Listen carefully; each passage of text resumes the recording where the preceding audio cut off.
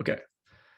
So today we're going to be doing unit testing, and unit testing is just testing the very basic parts of our app. And we're going to be doing this with Jest. So let me Slack out this repo. And just to show you, this was kind of, these right here is just the steps if you wanted to set this up. But I already have this repo set up for us. So I'm just going to go ahead. Oh, I already have it right here and Slack it out.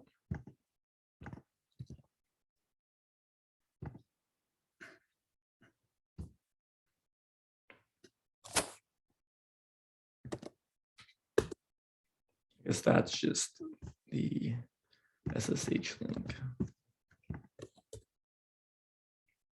Okay. Cool. So let's go ahead and just run this. So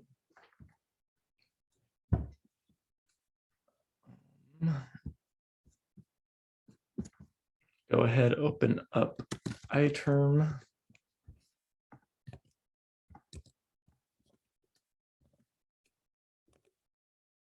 Let's make it dir. And it is week 9, right? Crazy. I think it's week 10. Is it? Don't tell me it's 10. Is it 10?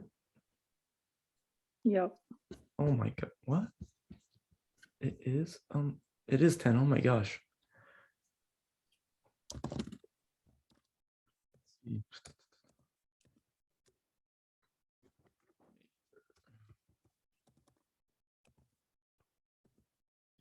I guess that makes sense now that I think about it. Okay, so go ahead and clone this repo. So just take this, just do a git clone.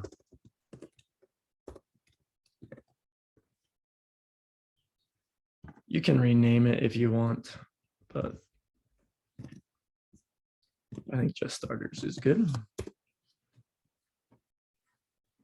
We can cd into that. Now this is just a JavaScript project, so we just need to run yarn.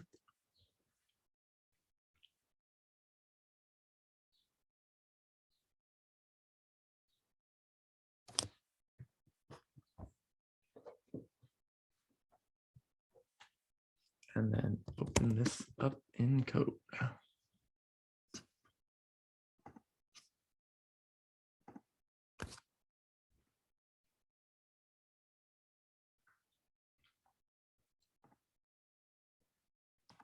So just briefly on this folder structure, we have a source folder. This is just where we put where we're going to put our JavaScript files. Like this is like where you could put some JavaScript files, and then we have a test folder. This is where we're going to write our tests.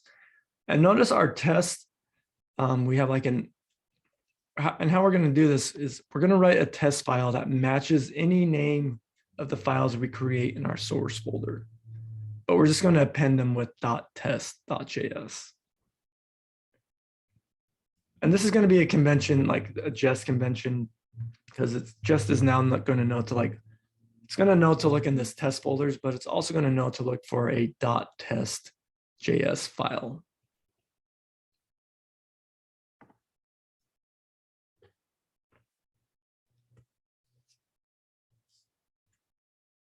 Okay, so if we look at this index.js, this is just something I just kind of set up as an example just to kind of show how this works.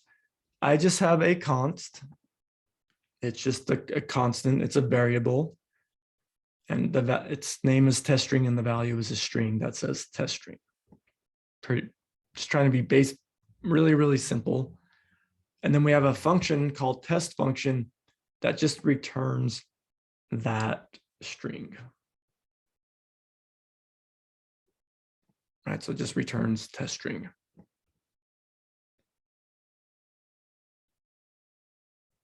So we can kind of think what we're going to be doing is we're going to be writing some functions, and then we're going to be testing them.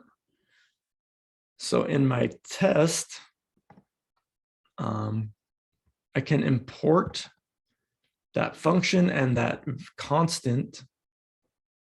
And let's just look at this without ever talking about Jest. But let's just, because here is a Jest test, and let's just kind of look at it. And then I give it a string, returns test string, and then I pass it a callback function. So I have this like expected variable and this result, which I'm storing equal to my test function. So I'm just expecting the result to be this expected value. And this is what Jest allows us to do. It gives us a way to write tests in kind of like a readable way. I mean, I don't need to like throw these into variables. I could have just written this like this.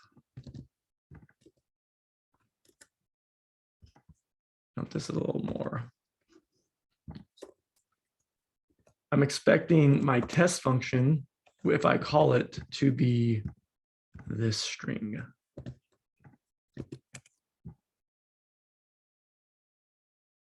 So I'm expecting the return value of this to be test string.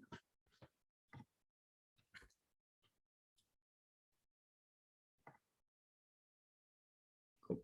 Now notice I have this script in here. Like if I go to my package JSON, I have this script. So I can come in here, I can now run yarn run test. It runs that Jest command.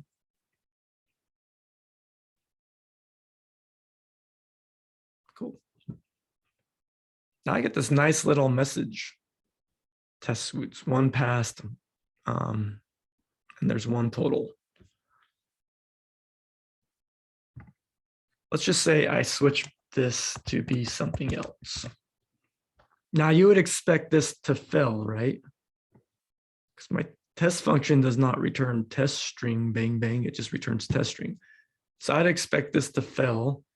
So let's go run my test.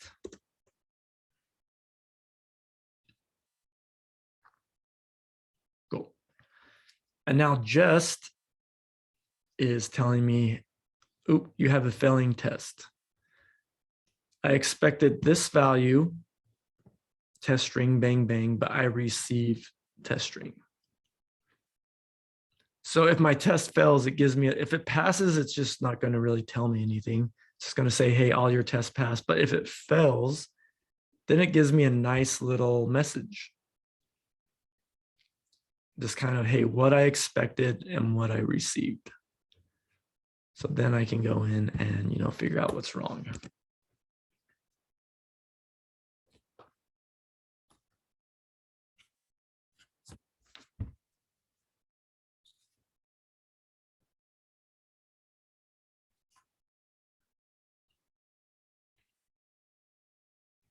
Sweet. That's just the basic setup with starter project. So let's go ahead and kind of just get a little more practice and write some stuff out on our own. So let's say I wanted to create another file, and I don't know, I could just call this whatever app, or let's just call this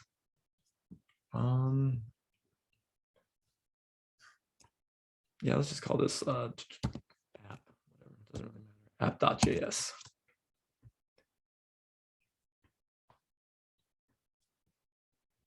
Actually, let me do this really. Let me just come in here and run some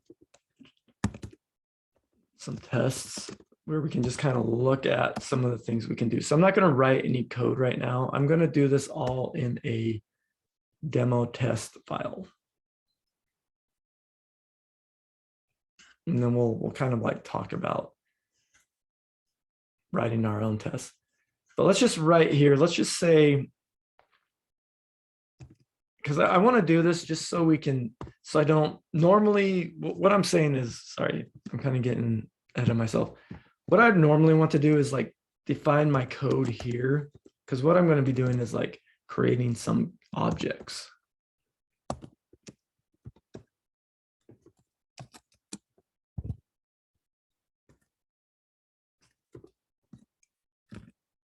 And then in my test, I would import this can.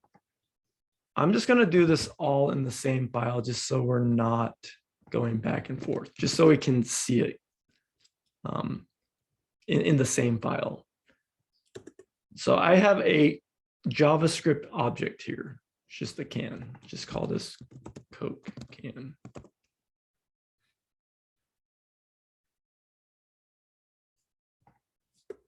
All right. So we saw we could use it. We can also use this describe. So this describe and it, these are just functions. See, when VS Code is letting me know, hey, describe, here is your function. So what I can do is I can now describe, what this test is going to be, or like what I'm doing. So I'm describing, let's just say yo. So I can give it a string as the first argument, and then as the second argument, I can give it a callback, which is just a function. So you're going to get good at writing callbacks with Jest.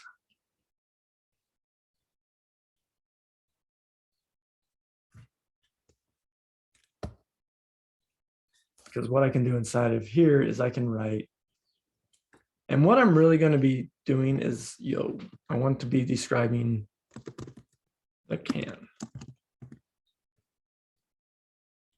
And we'll kind of see why I'm doing this. So the can, and then I'm going to start writing some test has 12 ounces.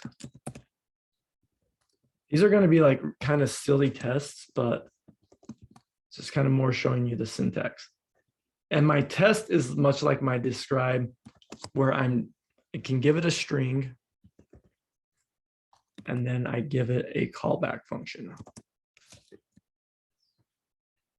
So when you write these callback functions, since now we're like nesting functions with callback functions inside of functions with callback functions, I think it's really important that you write the string and then you write the callback function. Then come in here, hit enter. No, inside test callback. Here we're inside describe callback.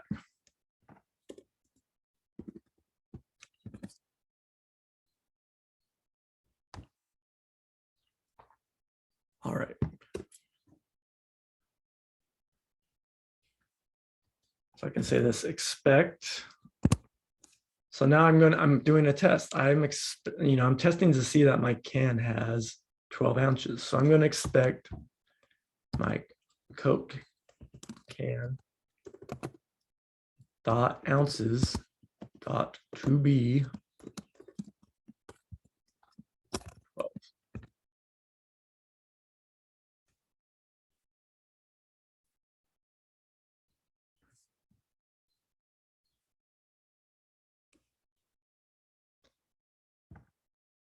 And then I could test, as shorthand name. I could test something about, the name. Or let's just has, let's do classical name. And what I mean by that, what is Coca-Cola? Is that the classical name? Can I do a tilde? So now I could like expect, Coke can dot name to be, this Coca-Cola.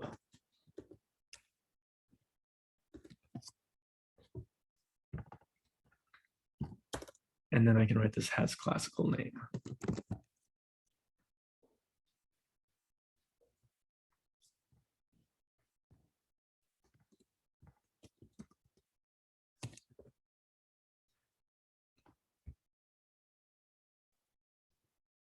Let me say this also as well, just as kind of like a coding style guideline.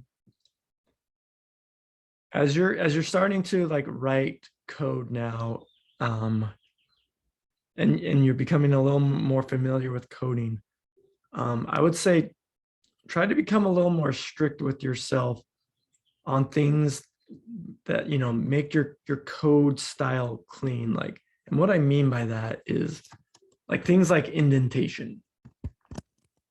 None of this has to be indented. JavaScript doesn't care. Who does care though about whether or not this code is indented? Whoever has to read it. Yeah, whoever has to read it. Code that's not indented is hard to read.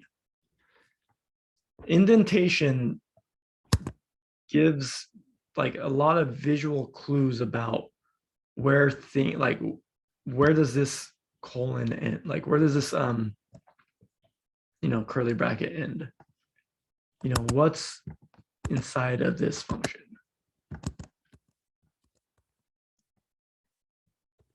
You can set up a formatter that can do that. So I just do a Command-Shift-P and format document, that does it.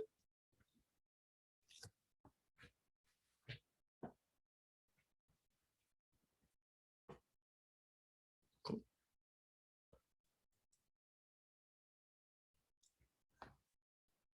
And there's my test. So now I can go, and I'm just going to do this in the terminal here by going to my terminal in VS Code. Yeah, I can do a yarn test. See, now it's seeing we have 2 test suites and we have 3 tests because we have 1 test inside of here. And then in our demo, we have 2 tests.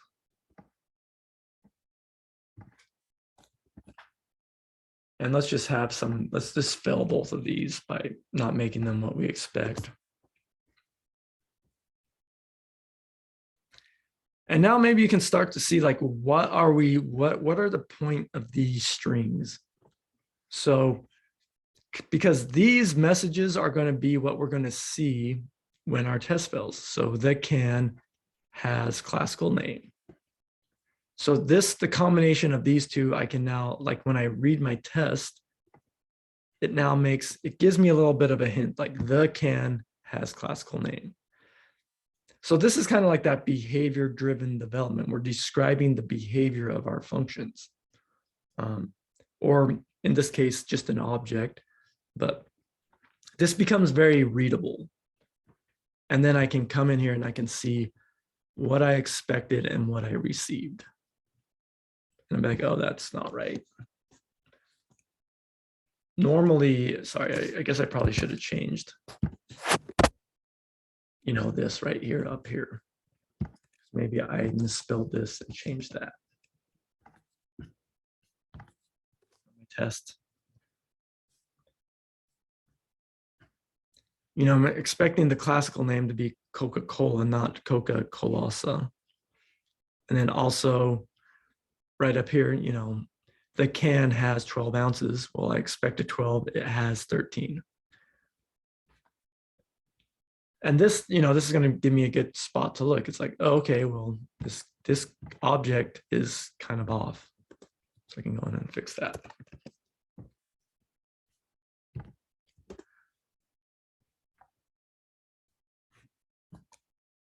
I have another failure. Oh, I need to fix that tilde. Cool.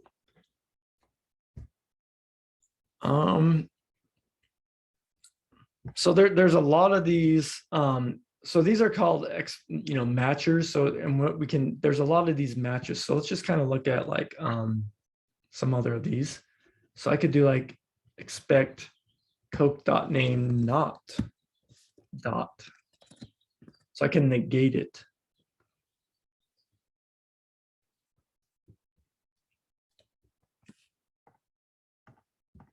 So I could say I'm expecting this name not to be Coke.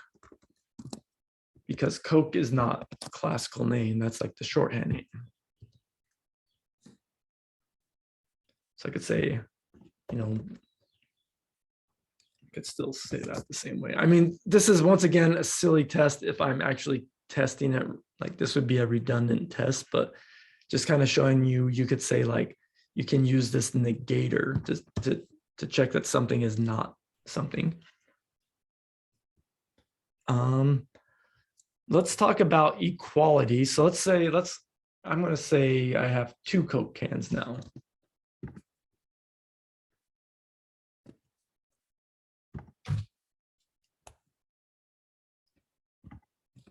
Just call this another Coke can.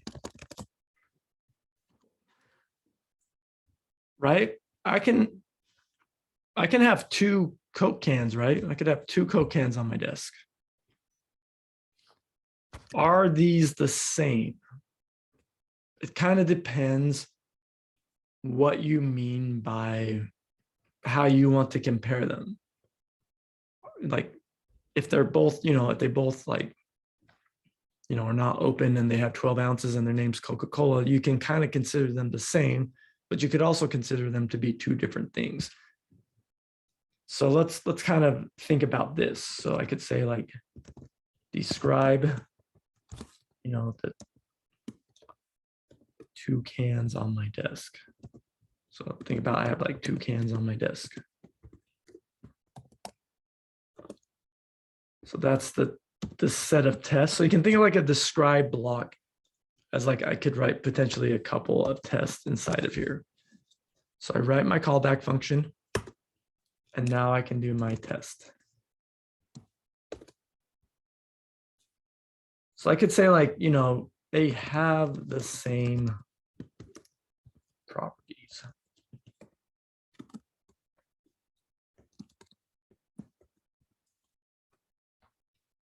So I just want to know that like they are the same. Like in by like, you know, if I were to like drink one and drink the other, like they'd be like, I couldn't tell the difference. So what I could do is I could expect you know, Coke can dot to equal another Coke can.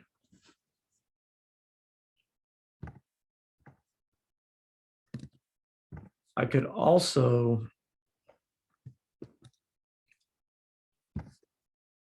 so this is like they have the same values. I mean, this is, I would say this is like separate, but equal. I'm not like back with like, these are like, they're separate cans, but they are like identical. Let's say identical. Words, identical. Does that make sense?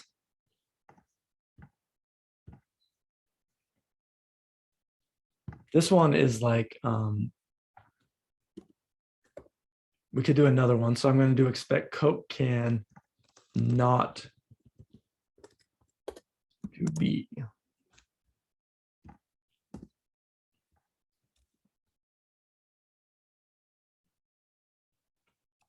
The B is like, is it the exact same object? Like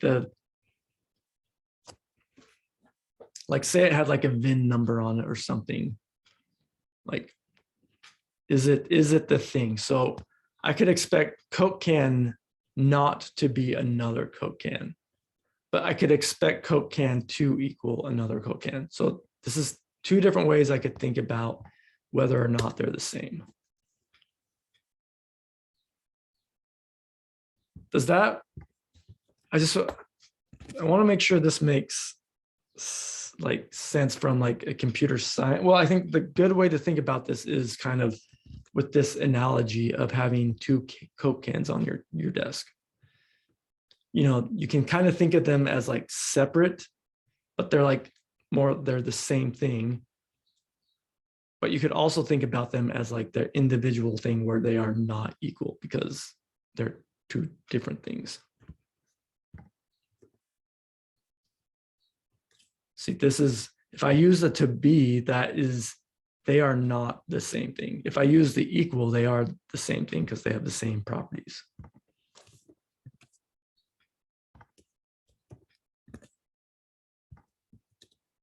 Cool.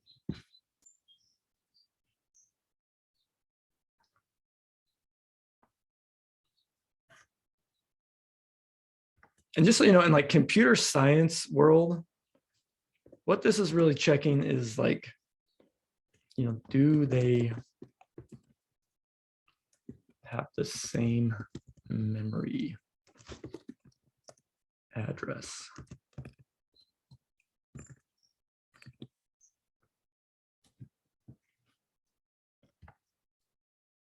What would you expect this?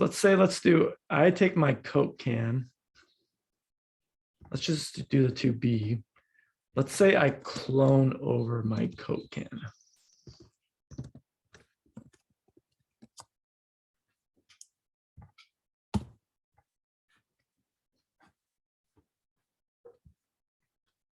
And I should say this test. These are not the same can.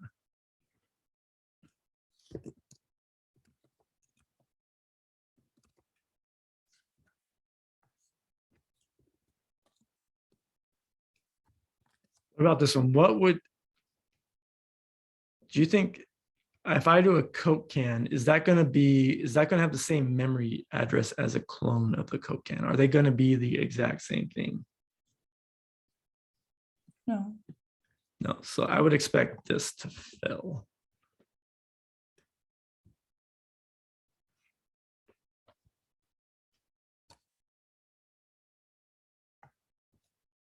Well, if I say let X equal Coke. Okay, so this fails. So let's just do like this one is a 2 equal.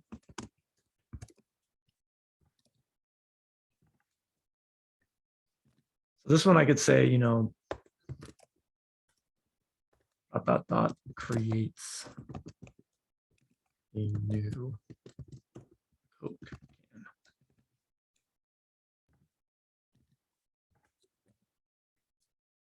If I did something like this, let's say let X equal Coke can.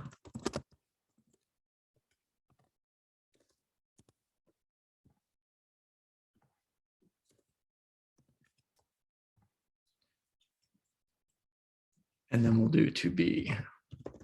Do you think these two are exactly the same thing?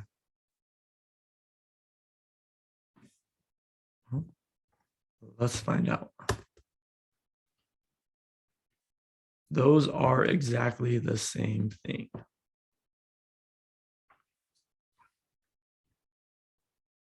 Which two? X and Coke can. So Coke can, I'm expecting Coke can to be X. So let me stop. I kind of want to talk about this just really briefly. I think this might be easier to see as like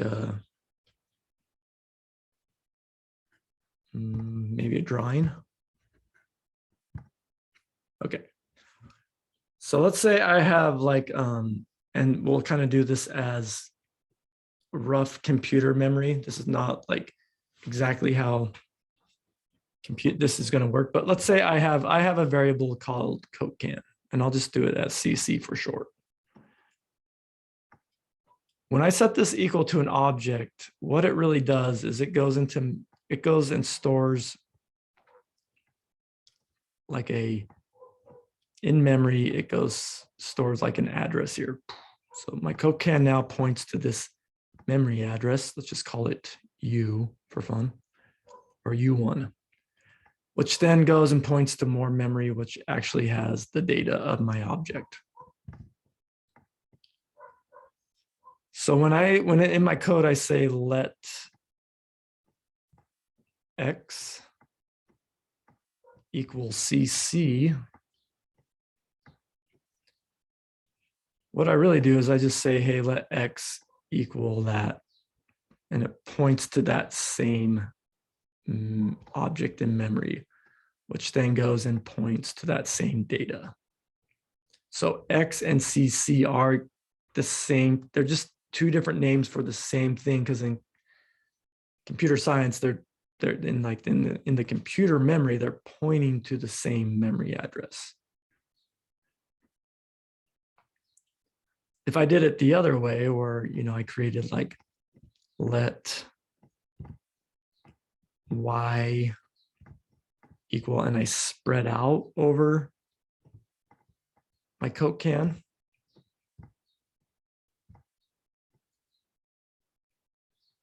what that would do is that would create, y would now go point to a different thing in memory. Let's call this like T. And in the process of doing this CCC, what would happen is it would copy this data, create new data. I would just copy it, and then that would like point there. So now Y would point to this new address in memory, which points to, new data. Or if I just assign X to this variable, I'm just saying, hey, X is now pointing to that same address, which is going to be pointing to the same data.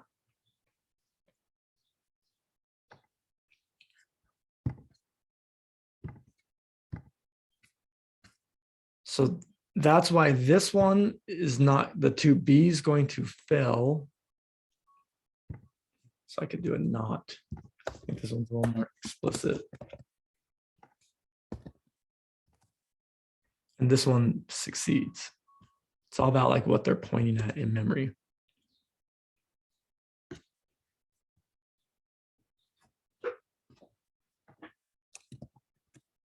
Cool. But going back to Jest land, so I can have this general describe block. So I'm just kind of describing the two cans on my desk, but then I can go through and run these individual tests that kind of describe, things about them. You can kind of see how they're equal or how they're not equal.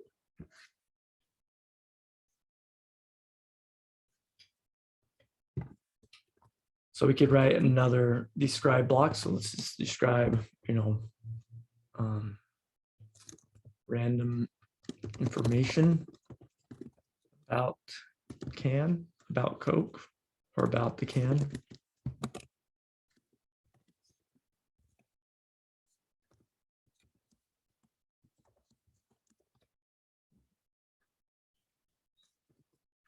Do like a test. So I could do something like this, ounces. So we can do like comparisons of like greater than or less than. So I could say ounces, greater.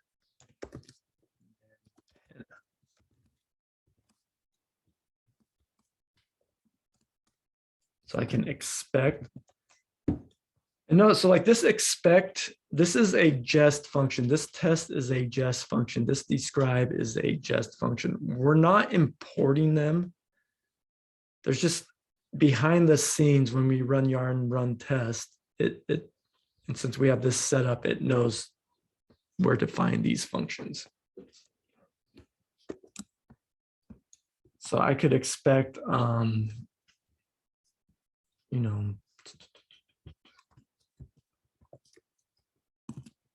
Coke can, dot ounces.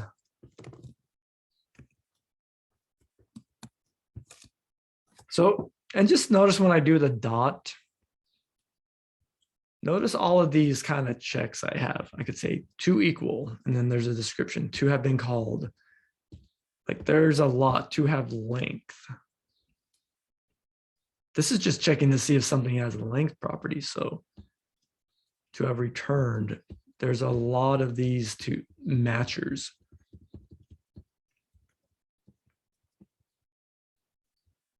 Where's the one I'm looking for? To be greater than. So I'm looking for this one. So there's a lot of, I want to be greater than. Okay. Can run this test.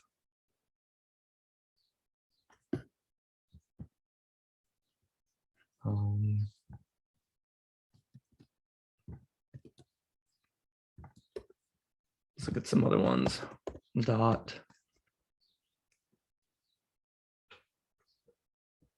There's to be less than, so there's to be truthy. So I could say, hey, ounces is, defined.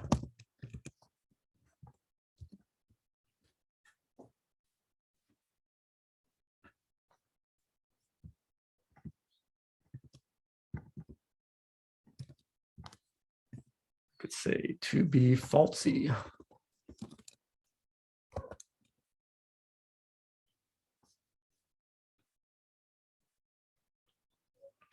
So what's something that's falsy on here? Let's do like a,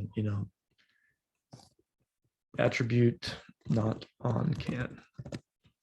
Whatever, something that's not on there. I would expect that to be falsy.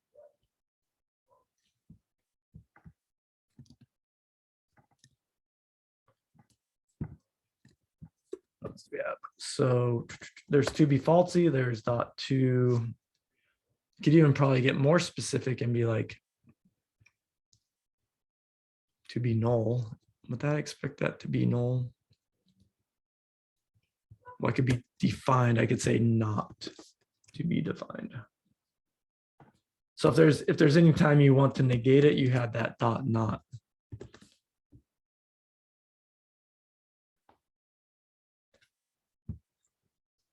So we can run all these functions. And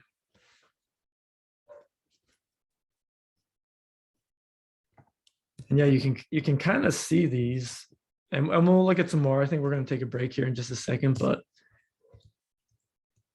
there is a lot to be called times. You can expect a function to be called a certain amount of times. You can expect something to be called with specific arguments. To be close to, this one's kind of funny, using exact equality with floating point numbers is a bad idea. Rounding means that intuitive things fail. So this is going to like default rounding things to 2, but I think you can go in and change that, the accuracy of that. To be defined, to be falsy, to be greater than, to be instance of. So let's do to be instance of. That'd be a good one to test.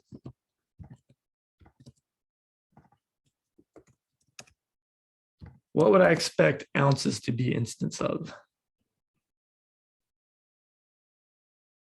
Cocan.ounces should be a number. What type of data is it? And it failed. Let's go see why it failed. Expected.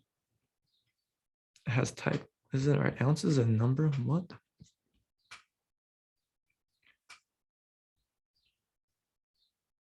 Why is that match expected value must be a function?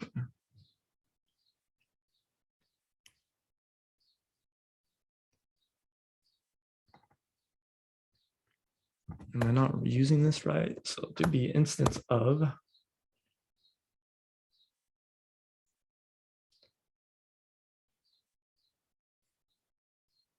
Okay, so let's say, as I am right here, let's just like, I'm a little confused by why this is not working.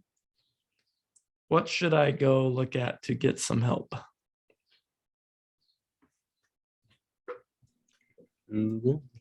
Google. And I'd say with this, I would say maybe specifically, why don't I just go to the documentation of the library I'm using?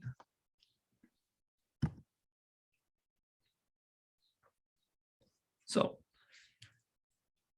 what I'll show you, like, so with our API, so I'm kind of trying to like this to be instance of, like, I guess I'm not using this exactly correctly. So what I'm going to do is I would come to these expect section because, and we'll kind of look at some of these. So we're doing like a describe. So this is kind of like the high level stuff where we're doing like describe. We can actually see like we'll look at this in 1 second, but I'm going to go to this expect function or expect section. And I want to find this, to be instance of.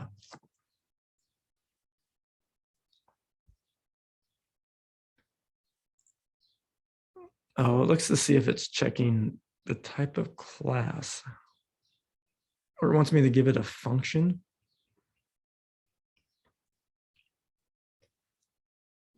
I guess this is more checking the objects as an instance of a class. So let's see if there's another one, if I could see. I guess the better way to see if this would be a string is just to do instance or type of. And then say to be.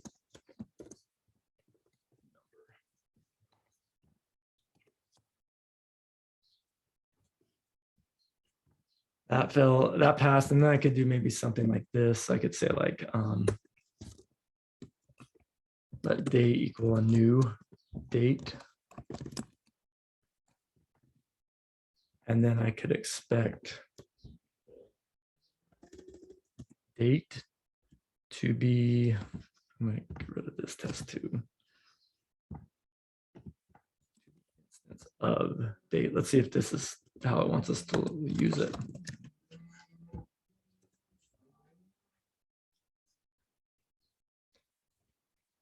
Why is it still saying string? What's a function?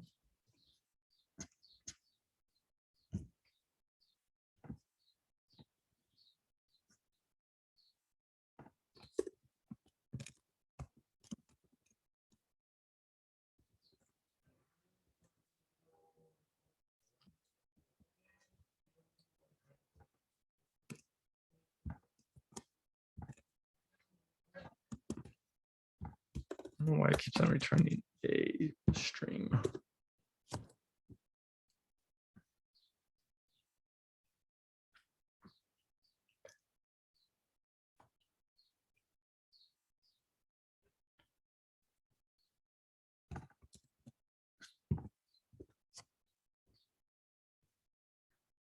Why does that keep on returning a string?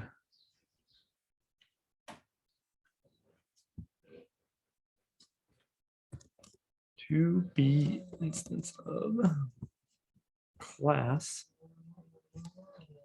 Oh, I'm passing. Oh, I need a passage class. I see. I see.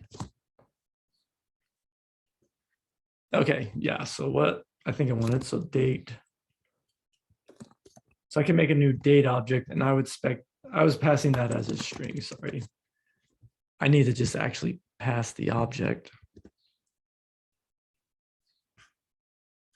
And then date. So something like a date, that's a type of class in Java, like a predefined class. So I could create a new date and then expect that to be an instance of that class. Yeah, there we go. Sorry, I was just wrapping that in a string.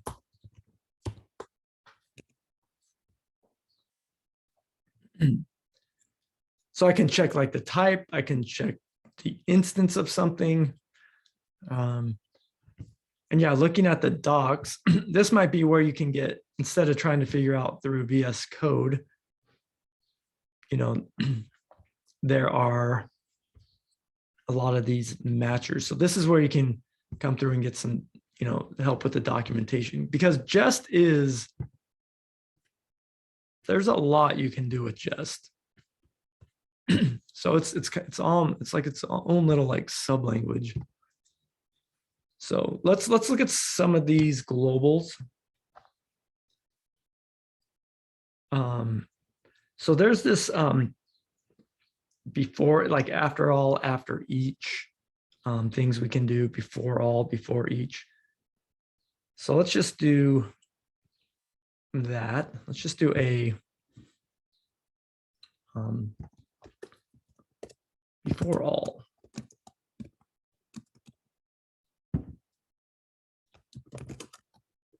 So I can do stuff, doing stuff before describe. So you can have these callbacks that you can run.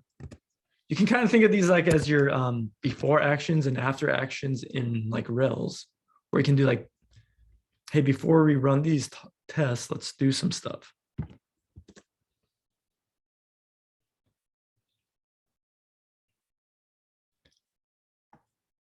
And let's like have one of these fail.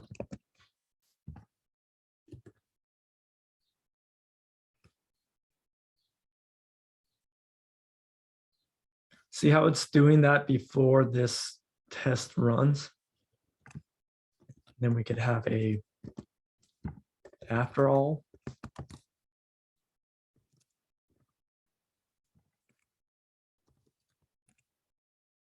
These are callbacks, we can do before and after tests.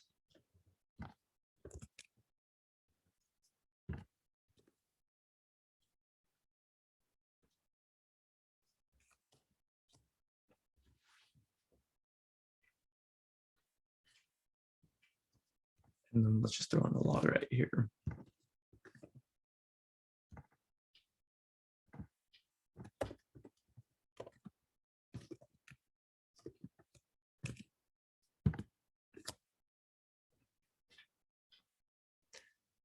See, we can do stuff before we just, before we call all the tests, and then we'll do our test, and then we can run that after test. Let me Slack out this example. Or just kind of this code.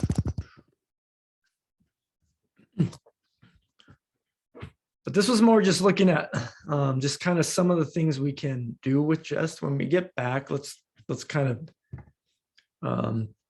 write some more tests and kind of do like a little more, not like a little more applicable example, but and just so you can see like with these, like why would you maybe want to do some of these after all, or for each, like maybe you're doing stuff with your database. You want to like clean up your database, or you want to set up things before you run tests. So that's where these before actions can be nice. Before, after, stuff like that. Cool.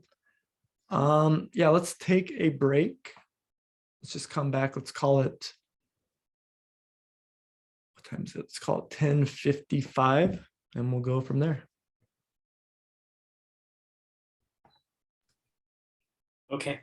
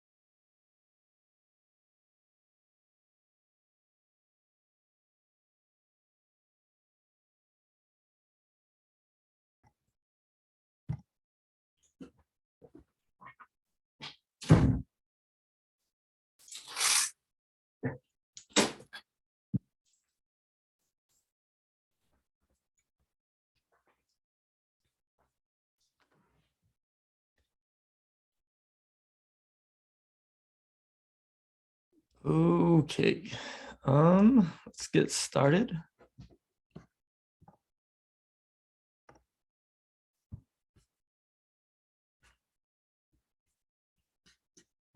So we kind of just look at a high level, just kind of some of the things we can test. But let's go try to, I think what would be good, since we're doing unit testing, let's just do some brain teasers.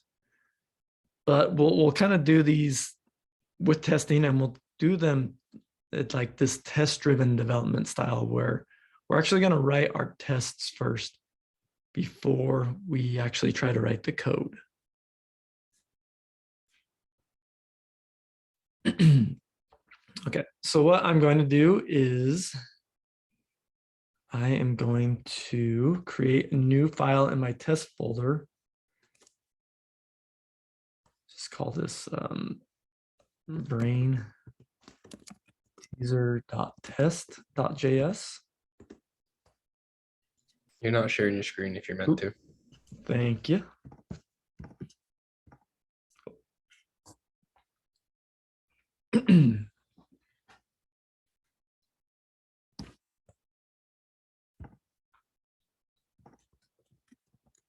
So yeah, with this,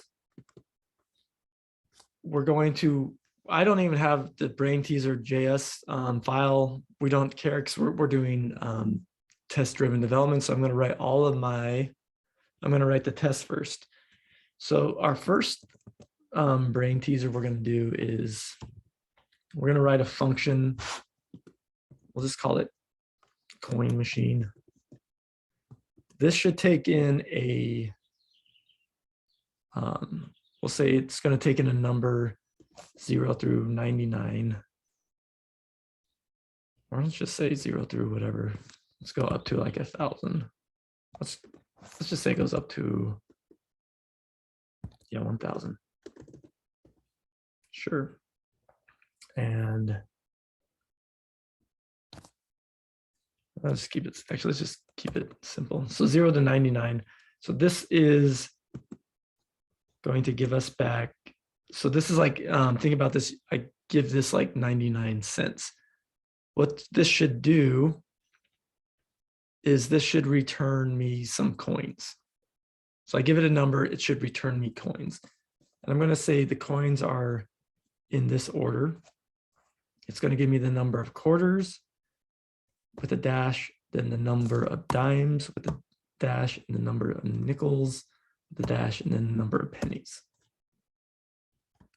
And it should always give me the least of coins.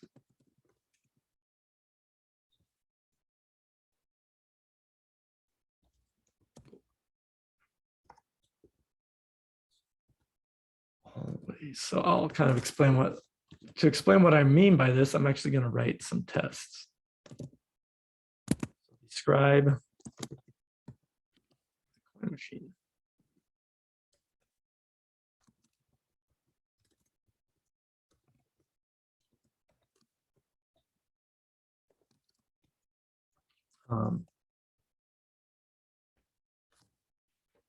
So we're going to test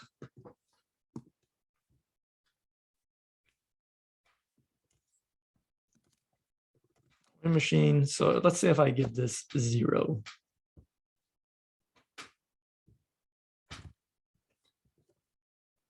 When no change, when no money given, returns all zeros.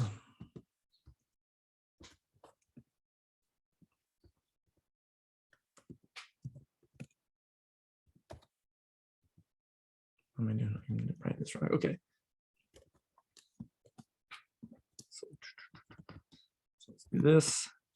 What I mean by this is I'm going to expect coin machine function 0.2b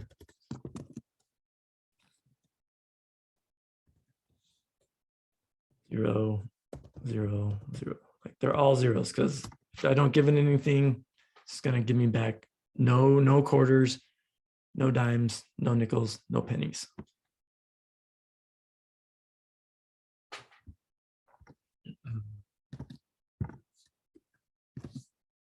Yeah, let's just make this, we can make this go up to n. So then I can make another test, gives me all quarters. If it can't, if change is right.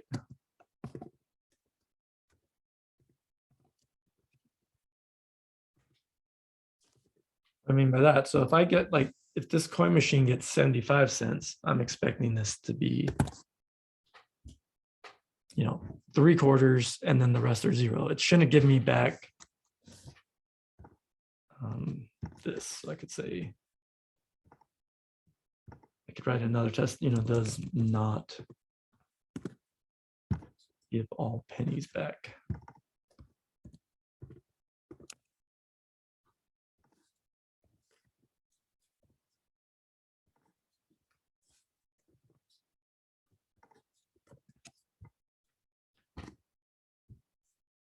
So I'm kind of writing these tests. It's kind of explaining to me what I'm expecting. So if I get 75 cents, I'm expecting to get, 3 quarters back, not 75 pennies back.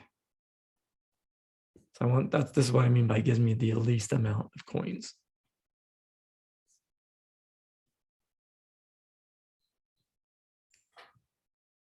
So I could write,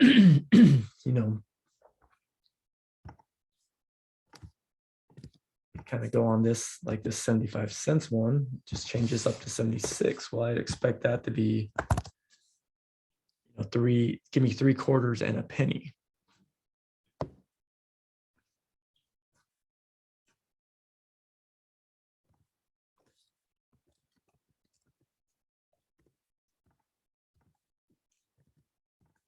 Kind of just go through, it gives me, all quarters and a nickel. So I'm just writing these tests, to make sure, if I give it 80 cents, something like that.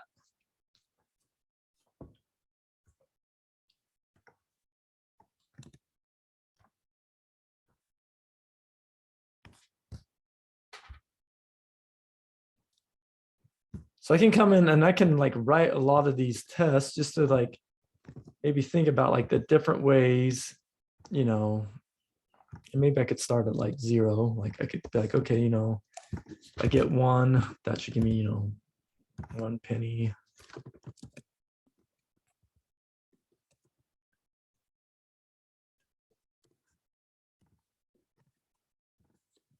Just write all of these tests. If it gives me 5, I would expect that to give me back a nickel.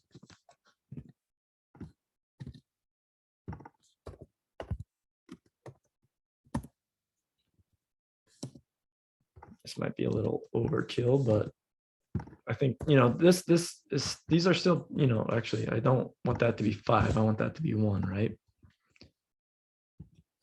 Give me 1 dime.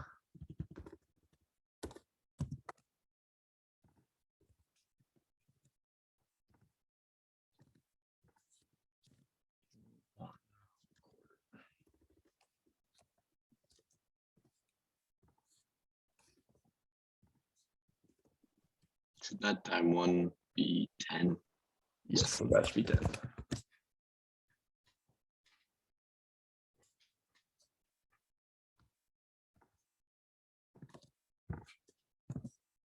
And then, yeah, maybe I could come up with like 4 or 3, or let's just do 3, 2, 1. Actually, let's do, what would that be? That'd be 75. Well, actually, this shouldn't be a combo, right? Because that should just be, that'd be $1. Let's do 3, 1, 1, 4. So that'd be 75, 85. That'd be 94. Am I doing that math right? Yeah. Cool. So now I have all these tests. Can anyone think of maybe some other tests I might want to think about? So as you're doing some QA stuff, you're kind of maybe trying to think about like maybe some stuff outside the box, or like, how might you test this function? This could be like, because I've actually had this question in an interview. It's like they gave me something. I actually think it was like a vending machine. It was like, how would you test a vending machine? Like, what kind of test would you run on a vending machine? They weren't asking about code. They were just, it was more to add, like they're trying to see how creative I was with thinking about how to test a vending machine. So with this,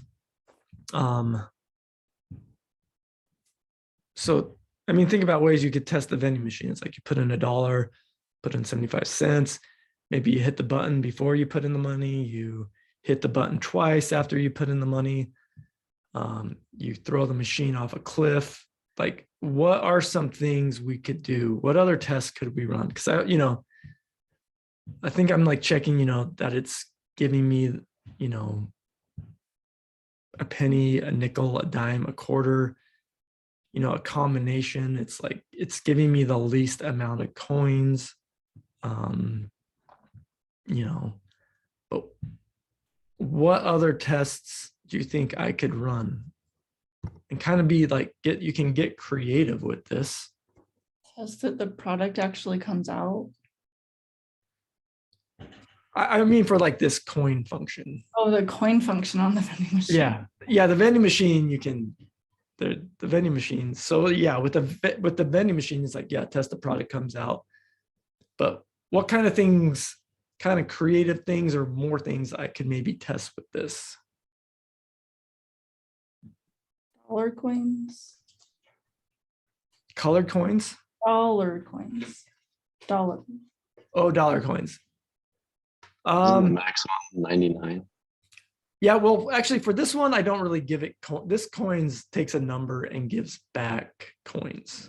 And you think about this string as coins. It really takes a number and gives back strings. So sorry, what Joe did, what did you say?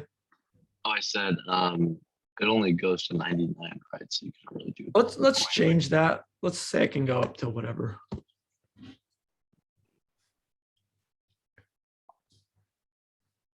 And I don't know, let's just say this is just a number. Let's maybe not say it's 0 to number. Let's just say whatever. It's a function. Let's even go more. Sorry, maybe shouldn't even put that limit. Let's say I remove that limitation. Let's call that X.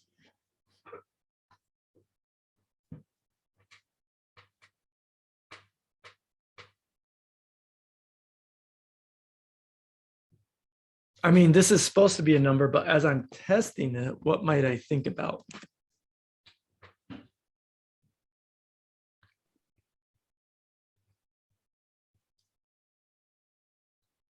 You can think about like what happens when you run out of like quarters. Then do you just go down to the next highest one? Okay, so that would maybe, I mean, that'd be kind of hard to test, but it's got a certain amount of quarters. I mean, this is still just like, it's not really like, it's not going to run out of court. It's just telling you what you should give back, like as numbers. So I think maybe what you're kind of thinking of is like, well, what if I give it a big number? Like what if I give it like a really big number? Yeah. So yeah, let's just do this 4 so it's easy to do the math. So if I give it a big number, I would expect this to be, that many quarters divided by 4 and a penny. So, I could say it handles, a big number.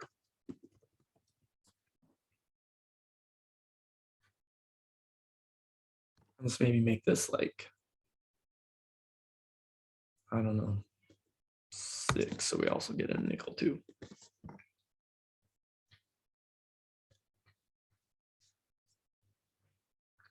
What else?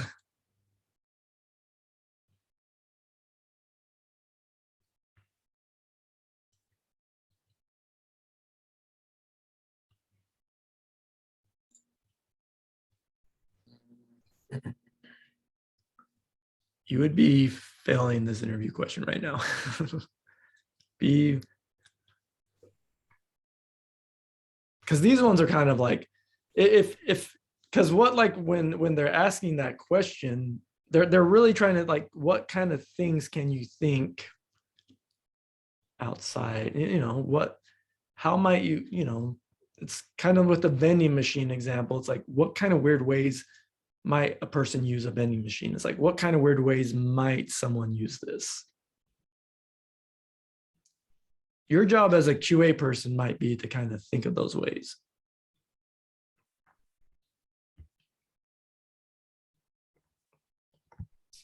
What if it's a negative number? Did you make sure the amount never exceeds more than $1? How would you get a negative number? Isn't that the machine giving them money back? Be This is taking money not, from this is them. not a machine. This is a JavaScript function. I can pass that a negative number, right? Maybe in my code, like I would never want it to handle like, because logically that would never make sense. Exactly. But what's going to prevent someone from doing that, you know? So this is because, and this can happen in your code unintentionally, like there, you know, you get a bug, or like something, or for some reason, or someone misuses your function and they pass it a negative number. So this might be like, yeah, think, and this is part of the reason, you know, test-driven development can be good, is because it makes you kind of think of like, how do I want to handle this? So a lot of this, it's like, yeah, you don't necessarily are expecting this to be a value, but like you could, you know, maybe you expect this to throw. So that's something we can do. Expect coin machine dot to throw error.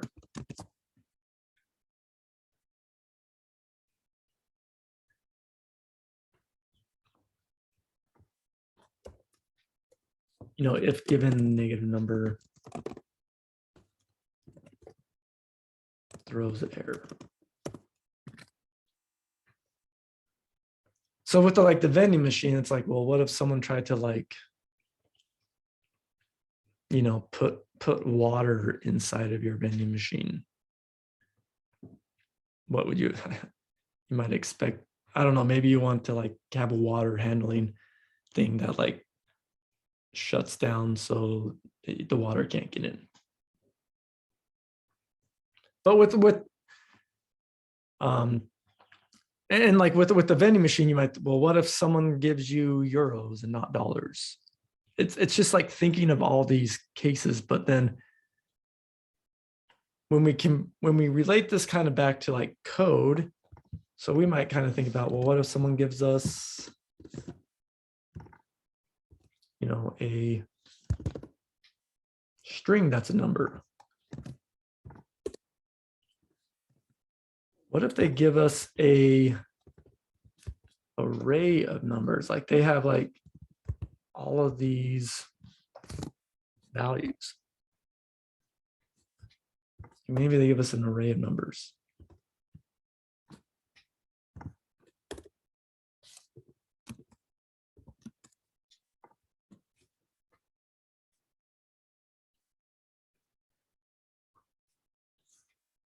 So a lot of the point with testing, it can be to kind of think about how your function might be used or misused, and then how to handle that. it's also largely, these can sometimes be like kind of, maybe a little silly, but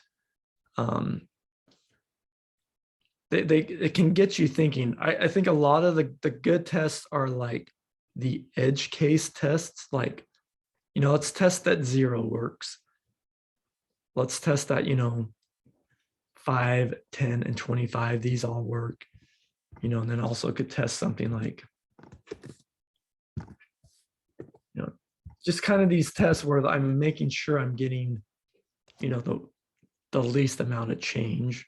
I mean, those are going to be the majority of my tests, but then I might want to think about things like this. What about a big number? What about a negative number? What if it's a string? How do I want to handle that? What about if it's an array of numbers?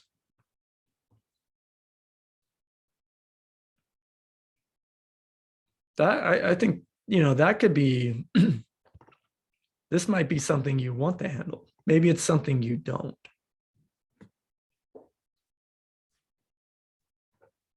There's like a really stupid QA joke. Let me just show you this. This will kind of like explain what I'm getting at and the whole world of like testing. Here you go.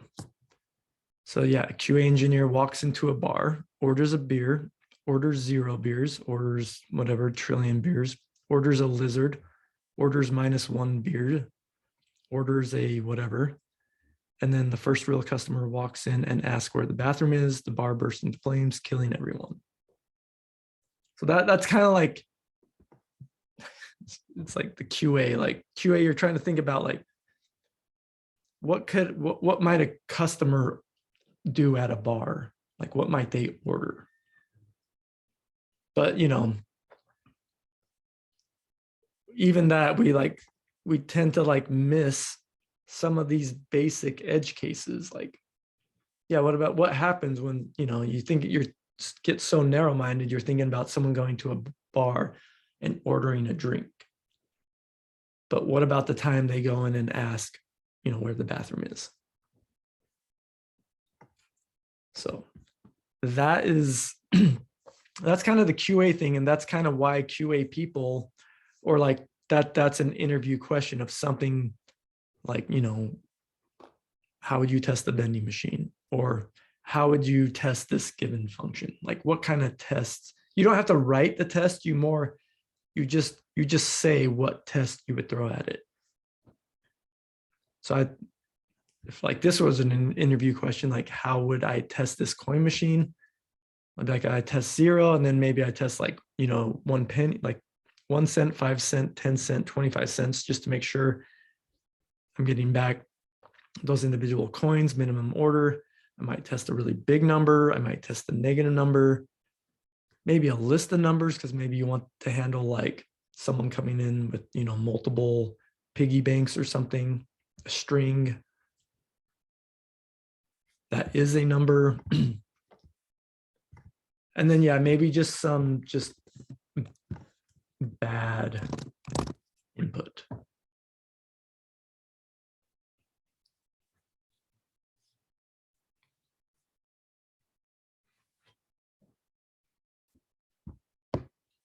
So what I'm going to do is,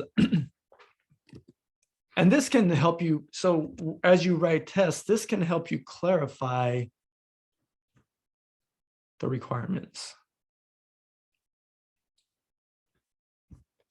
So maybe, you say this is like this coin machine, this can take, 0 to, I don't know, let's just say like a big number. And let's call this N. So here are my requirements. I can say, num is 0 to whatever.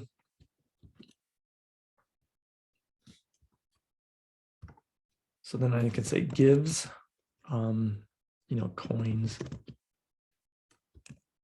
from number.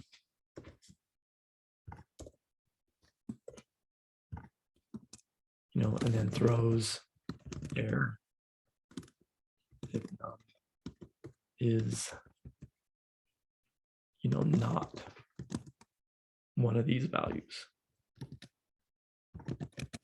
And so now I can, when I send my machine out into or this function into the real world, I'm going to say, hey, you got to give me a number. It's got to be between 0 and, let's just call it 4,000 or whatever. Doesn't really, that's kind of like an arbitrary number. And then I'm going to say, hey, if you don't give me that, I'm going to throw an error.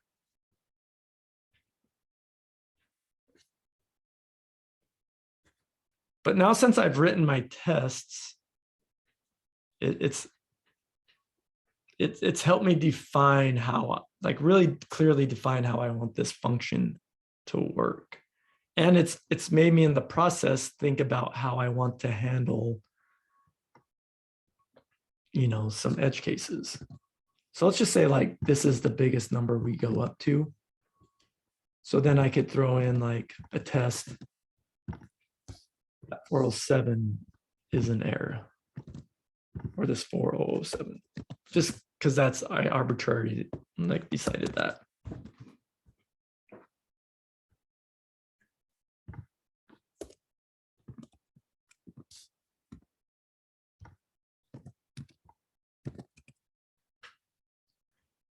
So here's what I mean kind of by edge, like I'm edge testing. I'm starting, I test 0 and I test 406 and I test 407.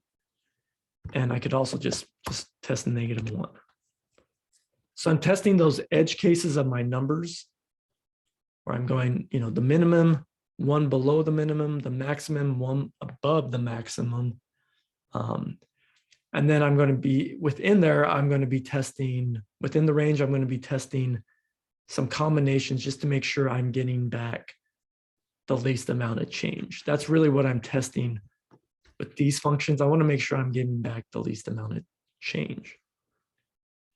And then down here, I'm going to be testing like some invalid input.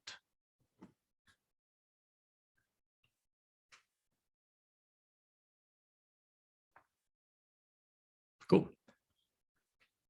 Does that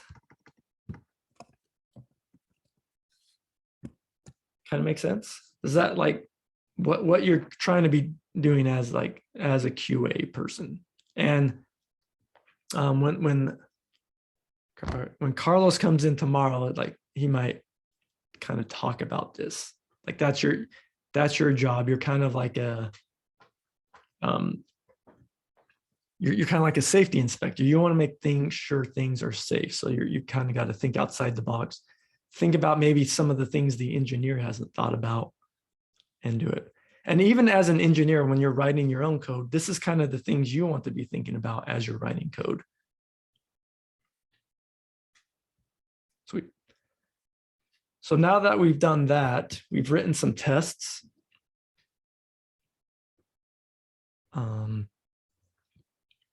We can go now and run our test. So this is test-driven development. I want to go run my test now. So yarn run test. And boom.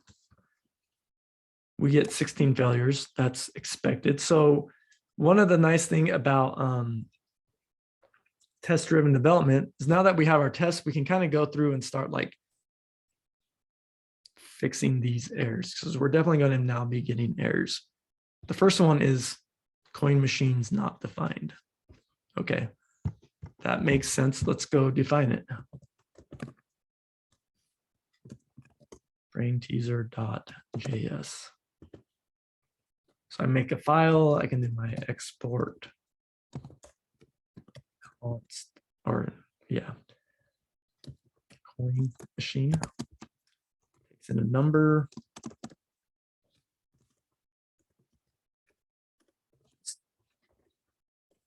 Well, let's just define it. There's my function. And now my test, I can now go ahead and import that function. And I can run my test again.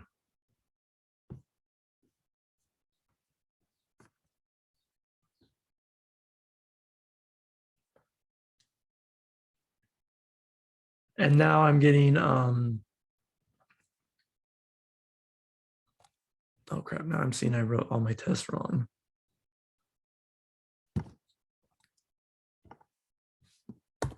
So this expect, I need to wrap this expect. I'm going to like call my function in the expect. I had written these all wrong. So what I could do, if I do, so I can do a click on these and I can do option to kind of give me multiple cursors. Because I wrote these all wrong, and then I can hit backspace to delete all those.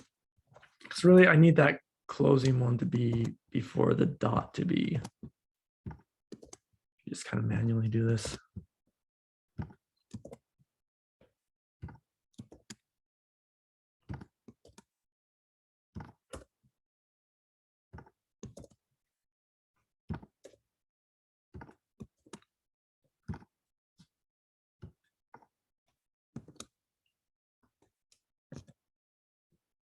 Okay.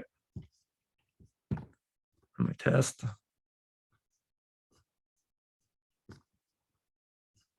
Cool. So now I'm feeling once again like all of these I'm getting undefined. That's because my function's not returning anything. But now I have this set up though. So now I think is a good, now I can actually go ahead and like start actually trying to solve this.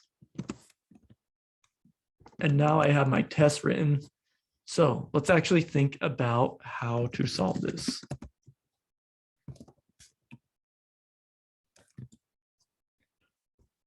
And one of the things that I think helps when you have your tests written is now I have some, this is what I'm saying, like this is the documentation. Because this is really telling me what, you know, this function is going to get and what I expect. So it's like, I want to create a string, you know, separated by the dashes where it's quarters, dimes, nickels, and pennies.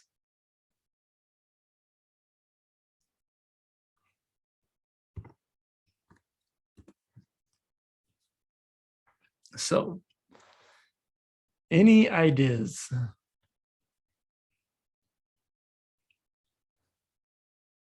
I mean, I could almost just start to think about maybe how do I just solve maybe like this one?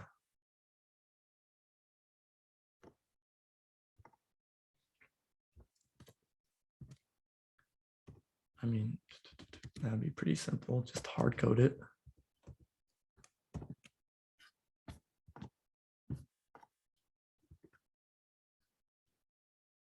See, that's now 15. That first one now passed.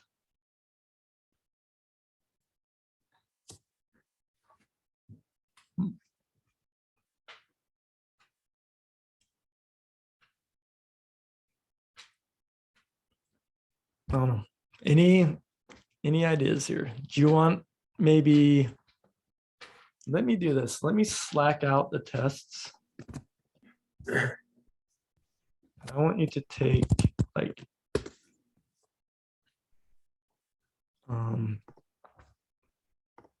10 minutes or so.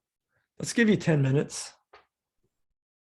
Actually, let's take 20 minutes and then I'll give you 10 minutes for a break as well. So we'll take 20 minutes, but take about 10 minutes to think about how to solve this. And if you don't do it in code, that's fine. You can maybe think about just try to write out in maybe comments or on a piece of paper like a strategy.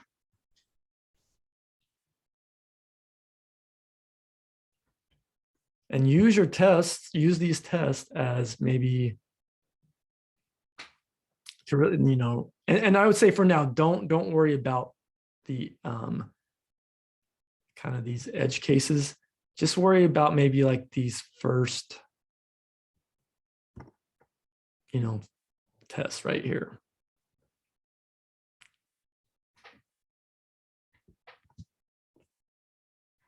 And then we can worry about the edge cases later, or like the error handling. Cool. I'll give you, yeah, 20 minutes. So we'll say 11:50 for that. And I'll be around if you have any questions.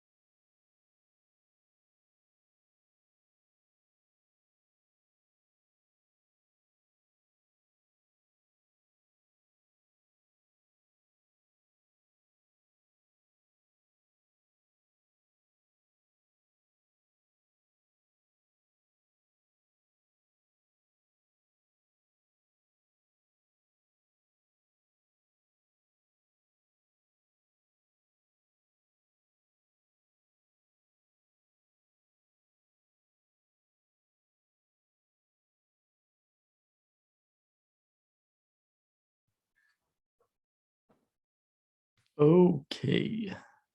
Let's go ahead. Let's get started. Does anyone, you don't have to have it done or even coded. I'm kind of more interested in maybe hearing your kind of solution or your strategy to solve this. Did anyone come up with one or start trying it or can explain it in words?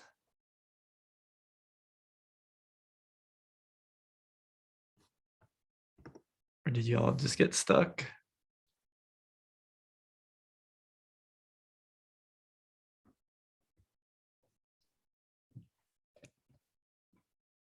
I mean, I did a little bit. I only did a couple minutes and then I took a break, but I just tried the first two. I didn't even really test them. But I started a little bit like on the pennies one and the nickel one. Do you want to share what you've done? If you want to share your screen or Sure. Yeah. put you on the spot? No worries. Let's see. It's this one, I believe. Okay. Yeah, I just did this really quick. I don't even know if this works, but this is kind of like my thought process of just whatever the input is. Like if there's no input, then just return the string. And if the input is within 1 to 4, then you just return the input right here, and then just a little interpolation. And then if the input is equal to 5, then it would be like a nickel. And then I just took a break. I didn't get to the rest of it, but So that would, I mean, this would work, but obviously like if this was, yeah, like I probably would want to do it this way if you yeah, had a bunch of different.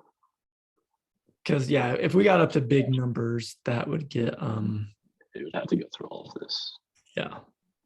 Yeah. This is just the quickest way I could think of putting this down. Cool. No, I mean but that's something that's like getting it started. But yeah, and sometimes that can be good to just get it started because at least you're doing something, and then I think you quickly discover that like, wait, this is not going to be a good way to solve this because it's going to take too long. Yeah, But I do that all the time. Yeah, and that's fine, but like it's fine to take those like first initial steps and be like, oh wait, this would work, but I need something a little more clever. I mean, it was just kind of something to like just see if it would work and then what I can do to change it or improve it. But Cool. Something to start out with. No, but yeah, thank you. Because you're at least kind of showing, like, even when you do something like this, you start like this, it starts to make more sense in your head Right. about what you want to try to do. And that's going to make it easier to do something a little more challenging. Yeah, to move to the next step. Cool. Does anyone else?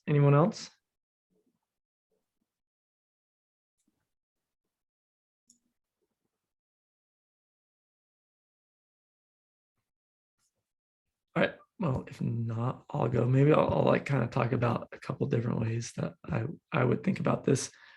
So, when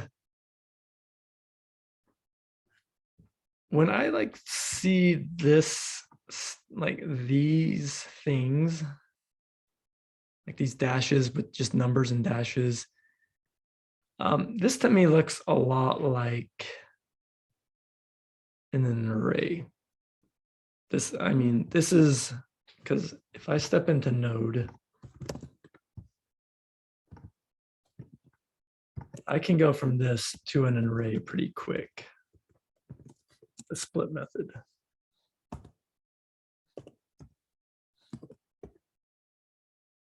And I can go from an array, back to the string pretty easily.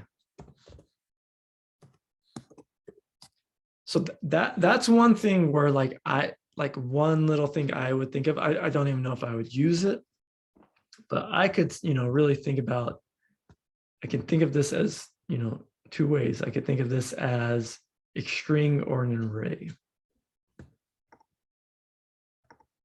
So if I could get, because sometimes arrays are easier to work with than strings. So, really, if I could get this, that's, that would also, if I could get it to this step, then all I need to do is a join.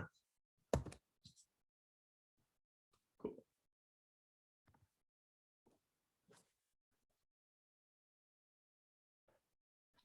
Okay, so what another way I might think about, so that's just like a little like thing I maybe put in the back of my head. But another thing I would think about is just how I would do this if someone gave me, like, let's just say someone gives me 99 cents, or like they give me 99, like whatever. I get like this thing that says 99 and I need, like, I'm a cashier and I need to give them 99 cents back. Now, one way I think I want to keep this strategy, I want to have this way of,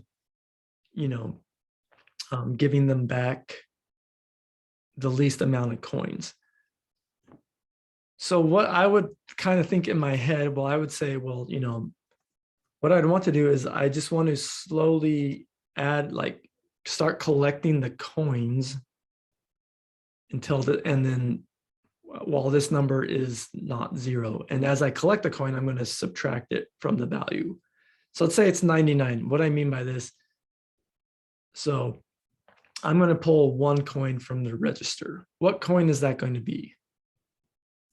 Probably A quarter. So I'm going to take a quarter. So there's 1 quarter. So then how much do I need to do next? So now this becomes like 74, right? Because I have a quarter. So now I need to give them 74 more cents. Well, I need another quarter. Okay, that becomes 49 cents. Okay, let's grab another quarter. That becomes 24 cents. So I have 3 quarters. And now I know I don't need any more quarters because now this is 20, like less than a quarter. Well, then I could be like, okay, well, now let's grab in the next biggest thing, which would be a dime. Then I grab the dime, that'd be 14, then grab another dime. That'd be 4 cents. Okay, well, do I need any nickels? No, I don't need any nickels. And then I need, do the same thing with the pennies. So that's, how I would kind of think about that, just in my head.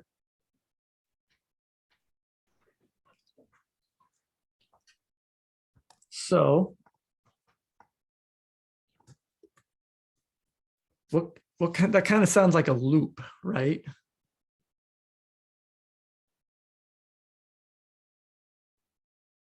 What kind of a for loop, or like I guess that's probably too simple.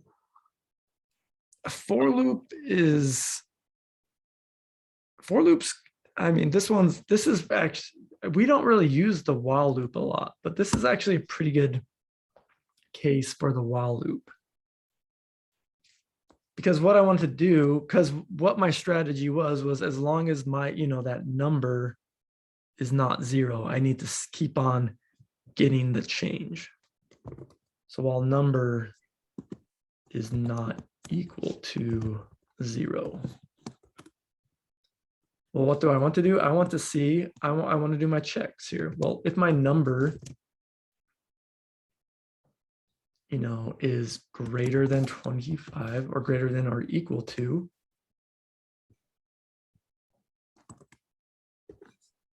and maybe this is also where I can think about having this as an array, like let change. This is just going to be my array of quarters, nickels, or dimes, nickels, and pennies.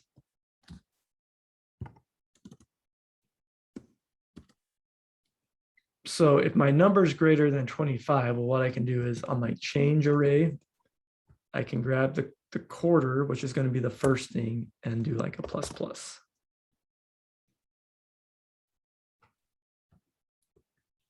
And then I could do like a num minus minus. Or actually here, sorry, I want to do a num equal minus 25. Plus equals, I always forget plus, it's minus equals. Right, so add 1 to my quarter place, and then subtract 20 from my 25 from that number. And then here I could return change dot join. And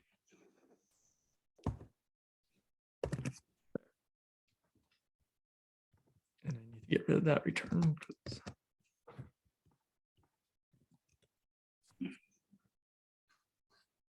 I could make this, I don't need to store this into array. I could keep this as a string. I just think this is easier to like change this as an array and then join it together at the end. And then, yeah, I mean, I could just, well, now I have my test running, so let's do my exit.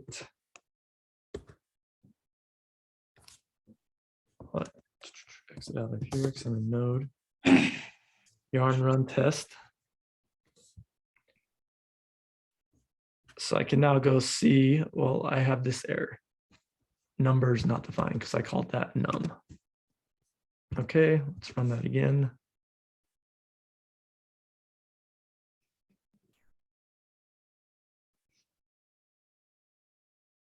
What does it look like happening?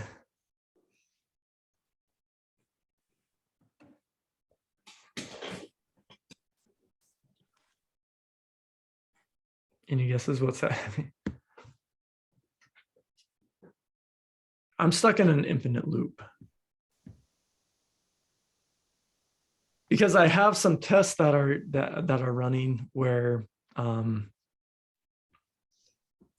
like my number is 26 and I don't have I'm not changing my number. So I could, this is kind of like a weird, like it's kind of showing this weird thing with this testing. This normally when it happened, like it's kind of like this weird case where I can't run all my tests, or I would need to get this done. I think that's really what I need to do. I can't just test this all, kind of do this piece by piece. I'm going to need to do it all, but I can kind of go through and do this check. Else if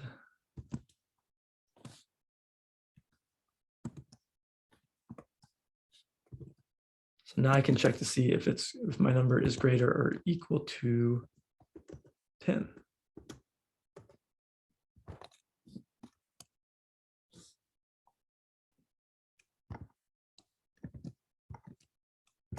And then I can change that, grab my change array, take the second element and add 1 to it.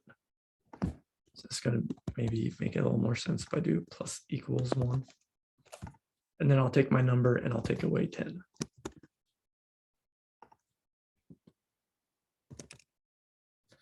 Then I'll do another else if.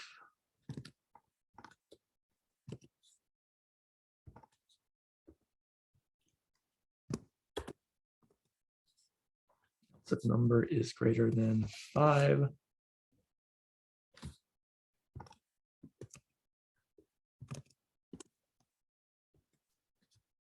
I can grab my second thing, change that. That's going to be my nickel spot, so I can minus that, else. I can grab my third thing, that's just going to be my penny. So I can do minus equal.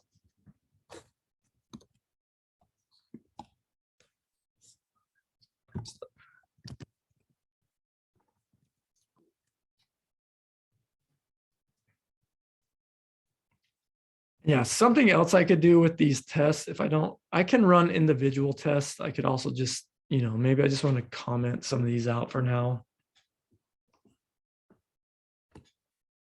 There is a way, I'm going to need to Google it. Like specific test. I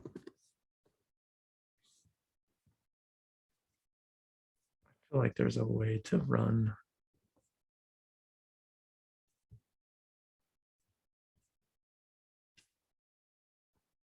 Specific test, but for now, I'll just maybe comment some of these out. I'm going to comment out like these edge case ones. Maybe these really big ones.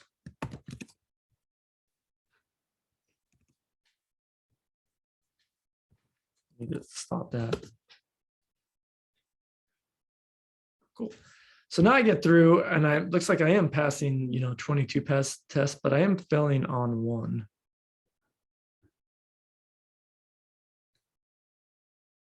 And that's actually because I have my test wrong, right? 80 cents should give me back 3/4. No dimes and 1 nickel.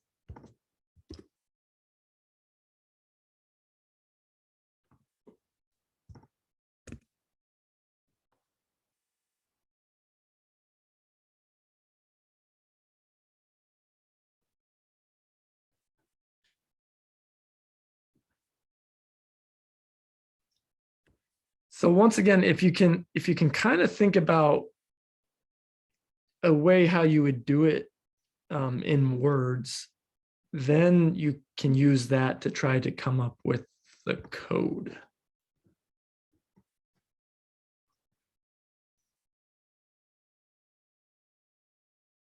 So I think that can be like the trick. It's like, well, I think that is the first part, is like, how would I just do this in the real world? And then how could I relate that to computer code? Let's maybe, I don't know. I haven't done this, but I think we could maybe solve this with a modulus 2. Let's try to think. Let's do this a different way.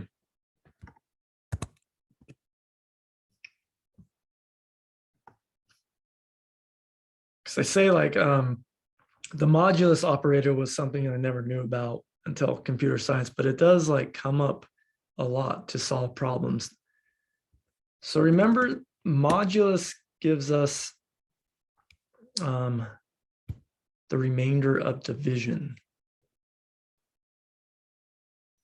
So why is that? How could we use that?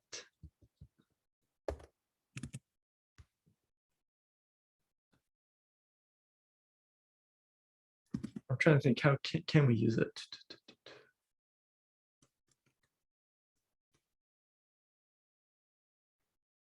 Or what's like, maybe not modulus.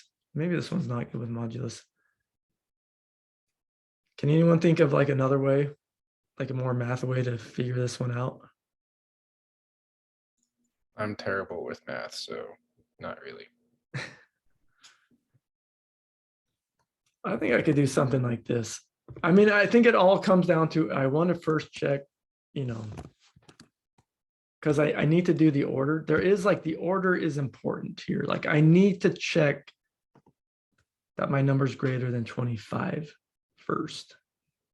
Why is that important? What if I check if my number is greater than 1 first? What if I did, and then like, what? Probably give you like all pennies. Yeah, that would just give me all pennies.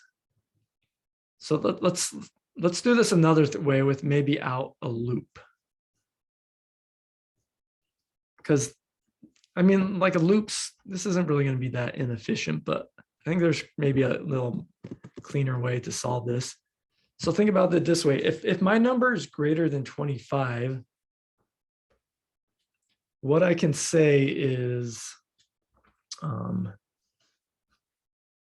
the quarters.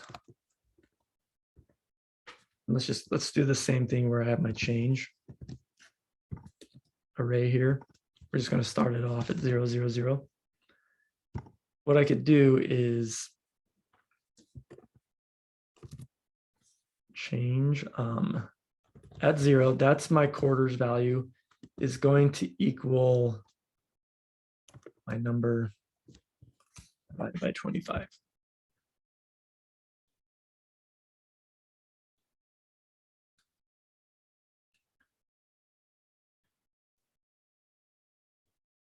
Does that make sense? So someone gives me 100. I'm just going to take 100 divided by 25. That's going to be 4 quarters. Now I just need to update my number here. So let's maybe store this into a variable. Or I could do it right here, all right. And then I could say like num minus equals num times how many quarters we have.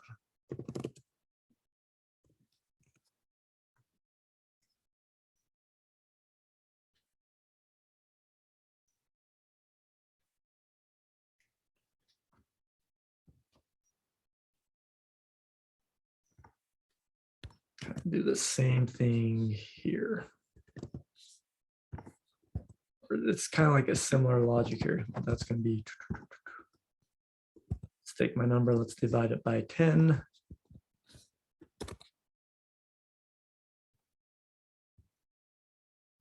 Actually, this is going to be 10 times that. That's going to be 25 times that. So subtract, 25 times how many quarters we have. And same thing, then if our number is greater than 10, then we'll say, hey, the amount of dimes we have is going to be our number divided by 10. And we'll subtract that array from our number. Then we can check if num is greater than 5.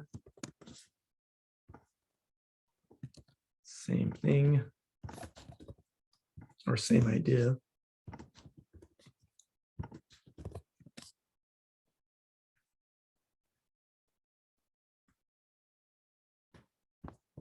And at this point, we can just we don't even need to do a check. We can just say change at 3 equals num.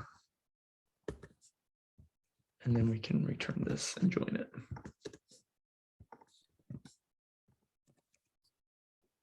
Will that give you like decimals though? Because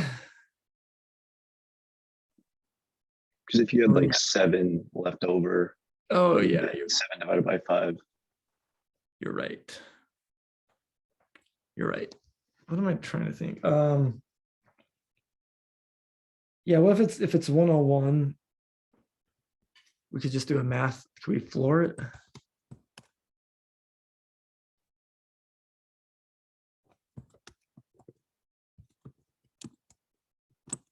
Flooring at work?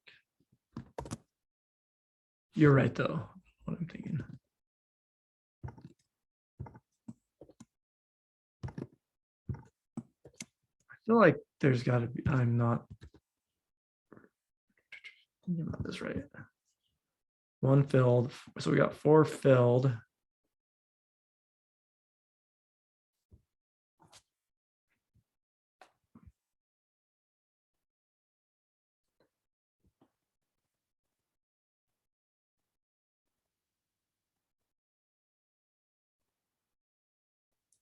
So let me just see this. If I do a node, because here's what, yeah, math.floor. Let's say it's 101. See, that's still 4. If it's 124, we get up to 125. That's 5, 126.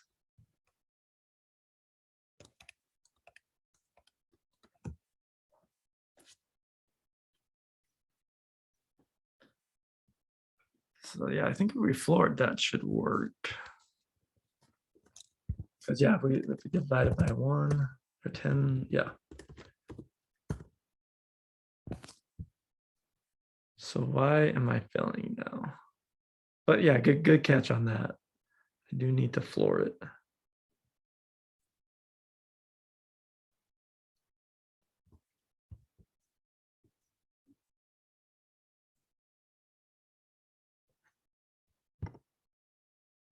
Let's see, docs.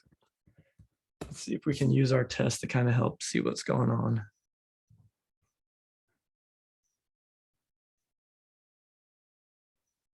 So it looks like it's close, like it's so on this one, we're expecting, so we're getting the 80 cents and we expect it to be 3010. So it looks like we're close. We're just getting 30 and then we're getting the 5 pennies. But you kind of see how like the since we written these tests, it's now kind of like this is really useful information. Like it's kind of giving maybe some hint of where it's failing. It's like for some reason it doesn't seem to be hitting the nickel. Or something seems to be like, why is it working with the quarters? I can also look at some of these other ones. It's also screwing up with the quarters. Okay. It's like off by 1. You see how it's like off by 1? Like it's not giving me 1 dime. It's giving me 2 nickels. It's not giving me 1 quarter. It's giving me 2 dimes and a nickel. Starting to see like a pattern here. It's not giving me 1 nickel. It's giving me 5 pennies.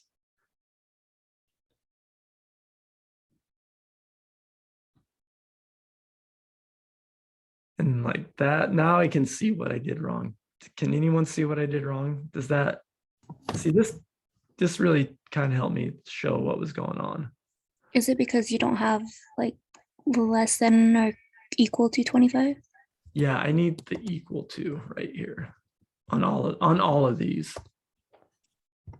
Because if this is the case where if it's 25, it would have skipped. So yeah, I definitely need the equal to.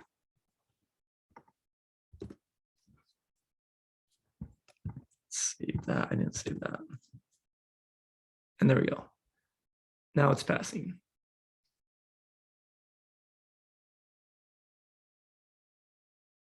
But see that I hope that showed that the tests themselves, not only now do I feel good that my function's working well, it actually, these tests helped me figure out what I was doing wrong, because they had those nice logs that were showing me what it expected and what it got. And now this function is not also riddled with like console.logs. I probably don't want there anyway.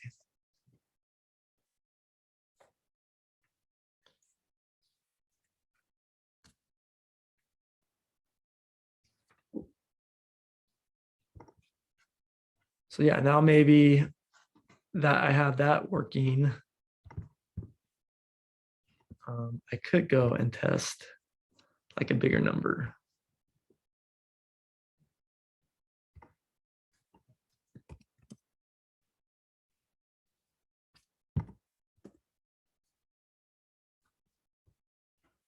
And so that one's filling. Oh, because that should be 1. And your tests are going to be only good as you write them. So if I write a bad test, that's still filling.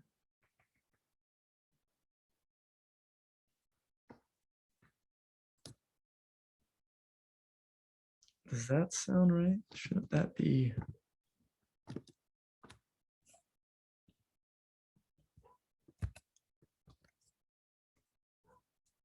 You're giving it 100,000. Shouldn't it be 1 million?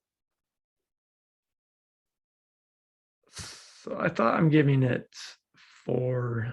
I'm giving it 4,000,006. Yeah, but then Yeah. So I am, see, once, yeah, I'm doing that wrong. So this should be, I see what you, so if I give this 1 million, that should be 4. I had that reversed. Is that what you, right? no, I think you had it 4 million on the after coin machine, and then in your string, you had it at 100,000. Okay. Well, okay. Here, once again, I did this wrong because what it's telling me. Well, let's save this. Make it back to the way it was. Once again, this is me writing a bad test, so it's working. So my test, this is my test. This test is a bad test because I give it whatever this is, 4 million, the number 4 million. So if I give something like, you could almost think of that as like $4 million or right, or close to that. So what I need to do is I need to not divide that by 4. I need to times it by 4, my quarters. Yeah. So I just did division instead of times when I did this. So yeah.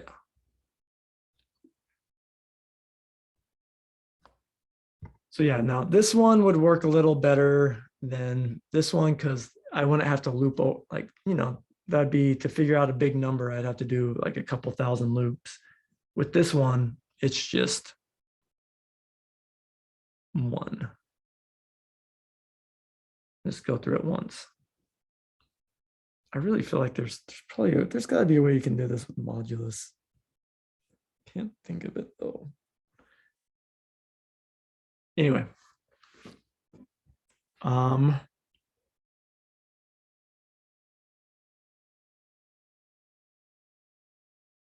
guess division works. Okay, so this is a way we can go through and just do it all at once. But let me kind of ask you some maybe follow-up questions. So here I'm just using if statements. Here I'm using if else if statements. Is there a reason why I'm doing that? Could I make this an if, just all if statements? Could I make this one an if else if statement? So let's look at this one. If I switch this this while loop to be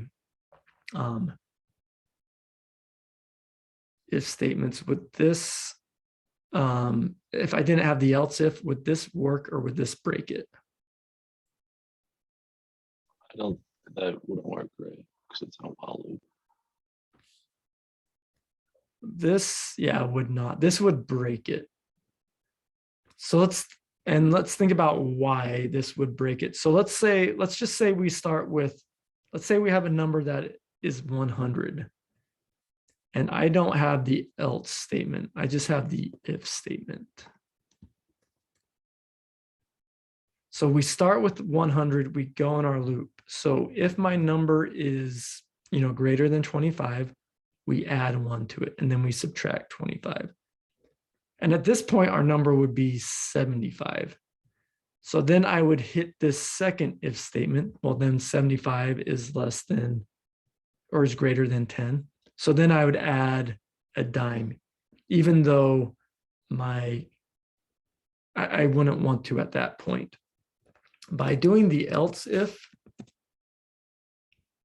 this now it's only going to hit one of these statements. So through each time in our loop, only one of these is going to run. If I got rid of the else if, then they all might run.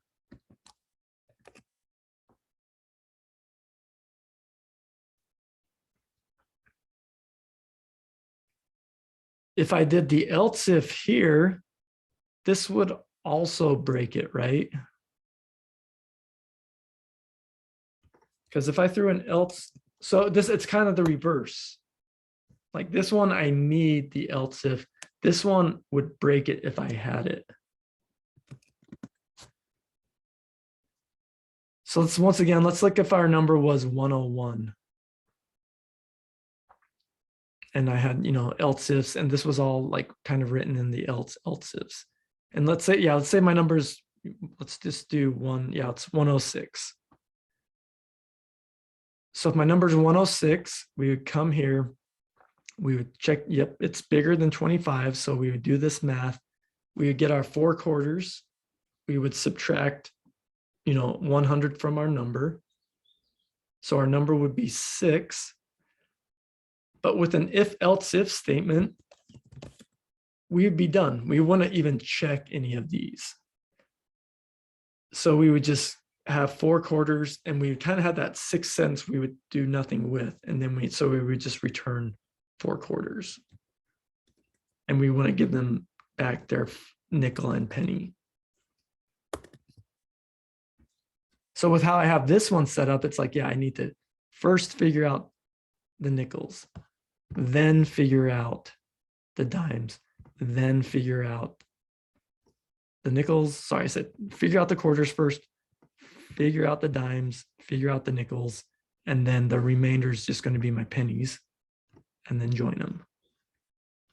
This one, I'm like going through and doing one at a time.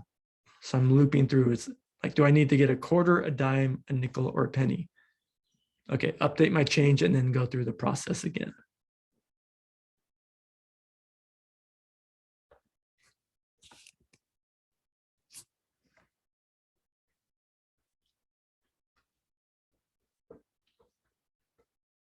Cool.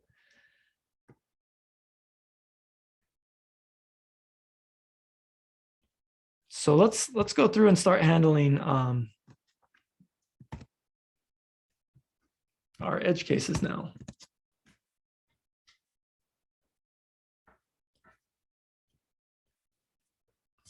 So let's just go ahead and look at some of these. So now we want to maybe handle invalid input.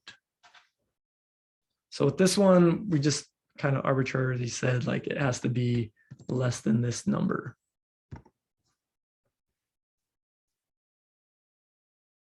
So I might want to do that at the start of my function.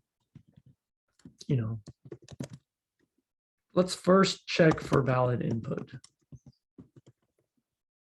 and handle that first before we do all our stuff. Because if I check for valid input, then down here I can assume, input, or I can assume num is 0 to 406.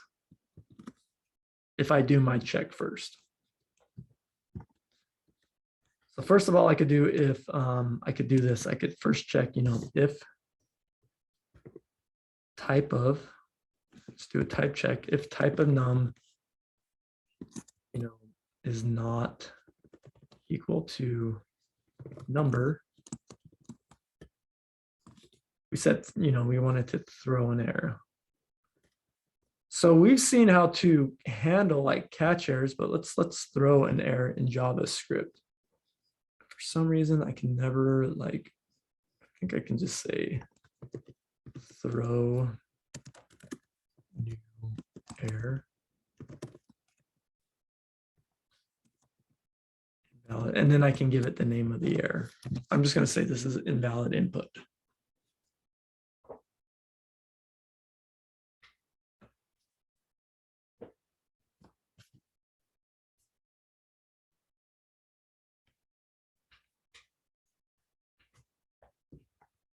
Okay, so first I'm checking to see if, check for valid input. So let's first check if it's a number.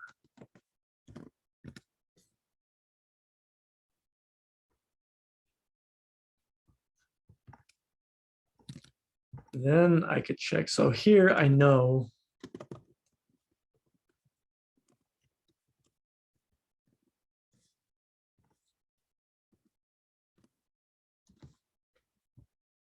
now I could maybe say like, hey, if number is less than 0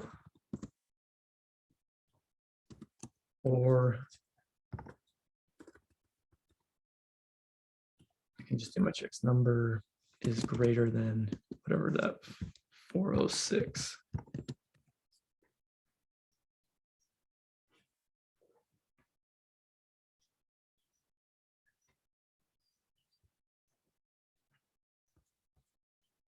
All right, so let's see if that gets it.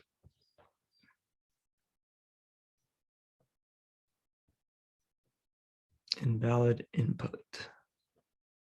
Oh, well, that's actually,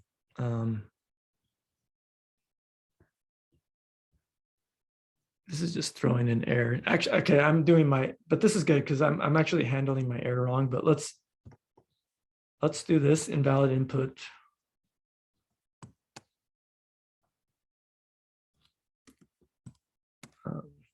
Let's just say this, not number.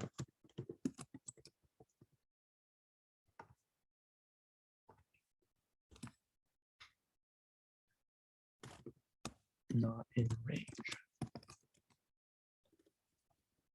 So I can throw different kinds of errors.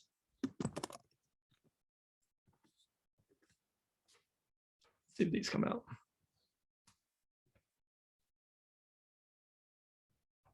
Okay, so these are actually throwing errors. Like this one's not a number. If given a negative number, oh wait, that one. These are all not numbers. Coin machine, if given negative number. Do I have my test right? Oh, sorry. See, this is where my messages are not nice. If given a string. If given a array. If given, AS, DS, whatever. And then this one. So that's me having bad messages because let's run this again. And I can start to see where these are failing. So let's go to the top. The coin machine, it fails at 407. That's not in range. 407, it should fail there. If given a negative number, throw error. So not in range. That's the error I'm throwing. If given a string, that's not a number. If given an array, that's not a number, and so forth. So it's throwing the error. So my function's working. Now I just don't have my test working. So I need to go fix this to throw error. I forget how to do this in Jest off the top of my head. So I go to the documents and I can go look at their to throw error.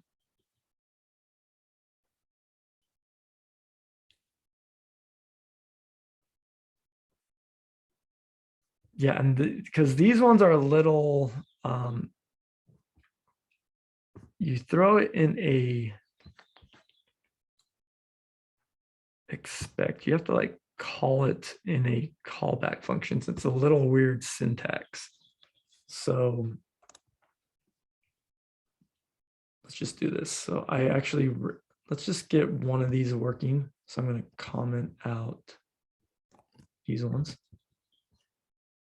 So I expect this one to throw out an error. And what I think it wants you to do, it wants you to, in your expect, you actually need to wrap this in a callback. So you get really good at writing callbacks. So this, and then that will throw. I can say to throw. Can I do to throw error? I wonder if I can throw in the actual error.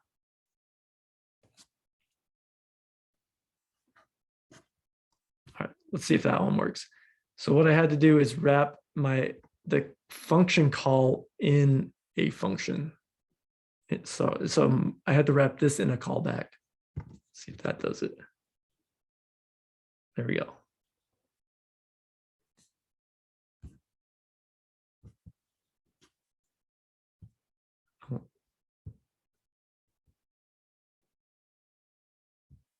To throw error.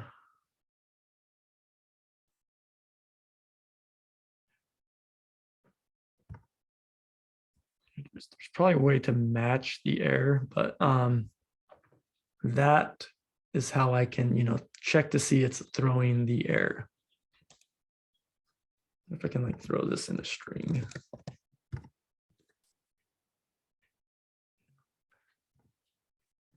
Try this one.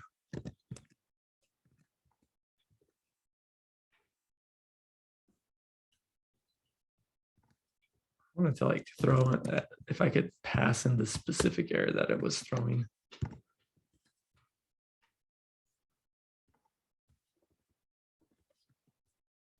But we'll just leave it as like that. So now with all these, I can now check that these all fell. I just need to wrap these in a function. I said, when you start writing Jest, you'll get good at writing your callback functions because this is very much nested code here, or very much callback code. Because like I have, there's one callback, and then I have a callback in that callback, and there's a callback in that callback, and there's a callback in that callback. So it's like 4 levels deep.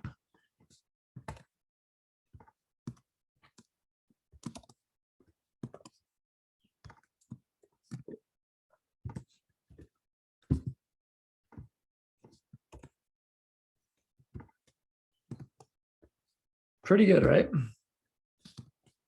I think we have some good tests. I think there's one test that, you know, we probably should handle that we're not. What happens if someone gives my function a, can anyone see what I'm missing? There's actually like one thing that could slip through this and break my code. And I think it actually not be a total, I mean, I'm sure there's a lot of things that could slip through this, but there's one thing in particular, even after all this testing, that could kind of slip through the cracks and probably, you know, create a problem. Like an object? That do it? Yeah, and see now this is where we can like, we have this written so we could, yeah, can it handle a object?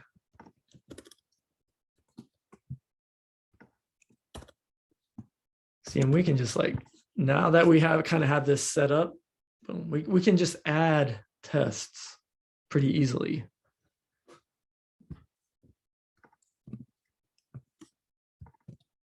You should all say fills if given.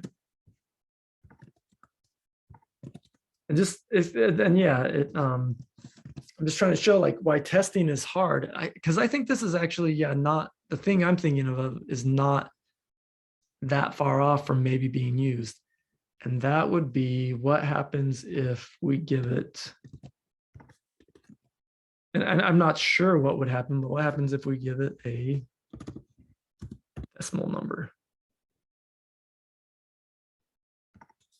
I think, I don't know. It might work. Or we'll see what this says. So I might expect that to fail, but let's see, what did this give us? So I'm not really seeing this. So what I could do is do like a log here. I could say like, let x equal that. And then I could come in here and log it, because this is kind of getting into like a weird issue. Like, what do I want to have happen if I get this? Where is my x? Probably need. You see what I'm getting at here? Like, what should this do if I get a decimal number? Where is my x? Because there it is, 3204999906.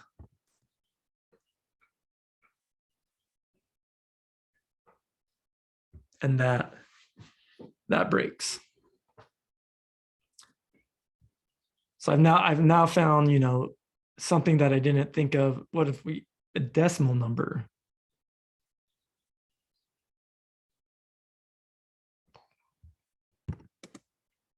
So this is why, this is one of the things that makes coding hard is if you do start like really thinking about you know, being your function being robust, being able to handle, it doesn't mean it has to work, but it like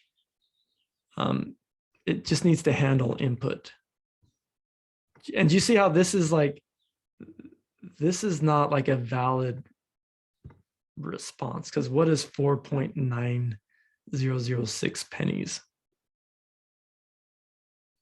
Like, this is going to be a bad error because this is going to propagate to somewhere else. Like if I tell, like if my coin machine comes up with this number and then I give that number to someone else, and then they then see like, well, how do I get 4.906 pennies? Like it's going to eventually break somewhere. So I think I would expect that to fail. Let's see if my other one, if it does, if my other one works.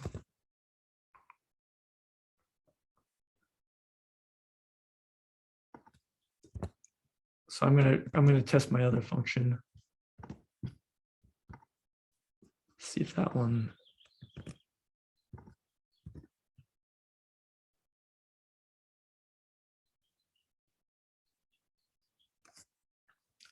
What's happening with that one? It's not doing anything. It's not returning it, right? It's doing something. This is even a worse error. So my other function that I just run, well, now what is a decimal doing to that function?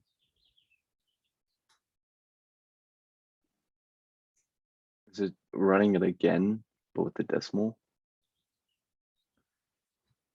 Let's can't think see. about like, what if I give this like a 0.9?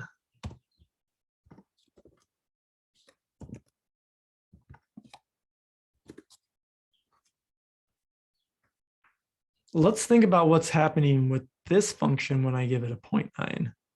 And same thing when I was giving it a 99.9, because it eventually got down to 0.9. Okay, so is 0.9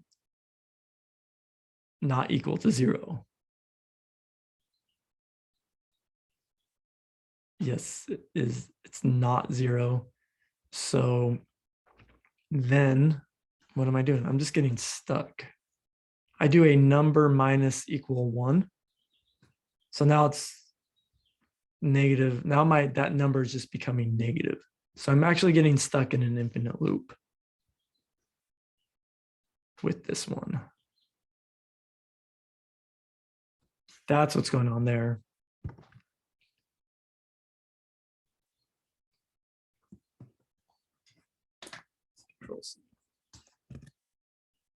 This one would also get stuck in an infinite loop since I don't check to see if my number is less than 0. It would also get stuck in an infinite loop if it gave me a negative number. So the test would have caught that one. But we're going to use this one.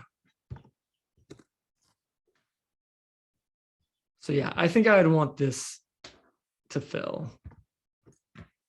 So now I need to see like, how do I see if something's a decimal in JavaScript?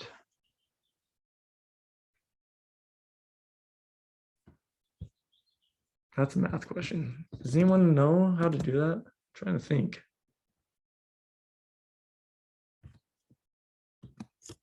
Can I mod it by 1?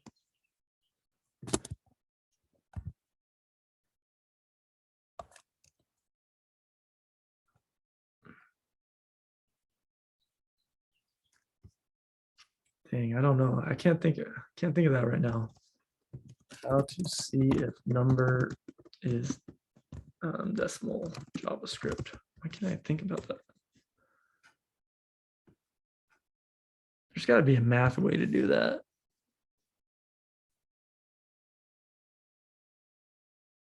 Oh yeah, modulus.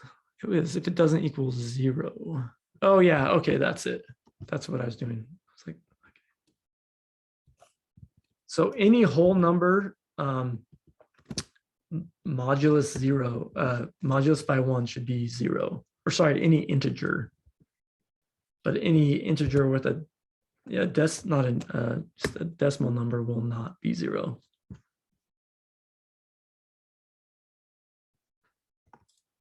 So I could do another check if num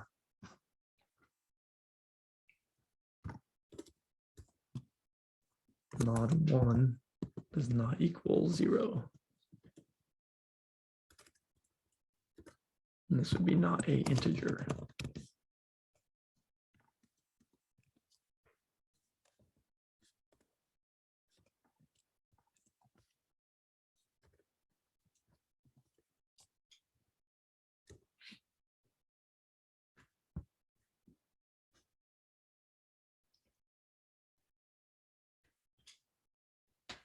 Oh, if it does not equal 0. Why is that not filling?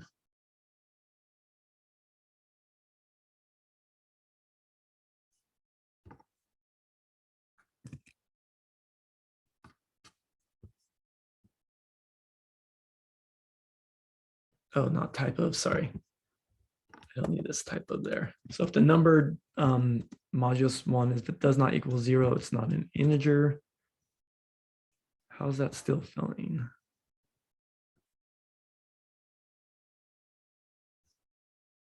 Not an integer. Oh, I didn't say that.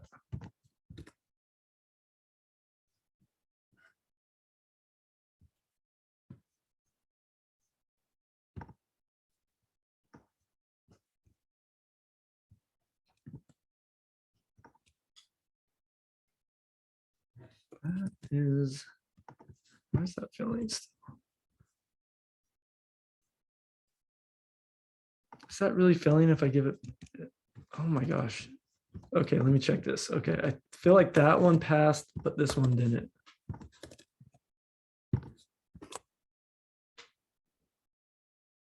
No, wait, maybe I just didn't save it. Okay. Cool. So there we go.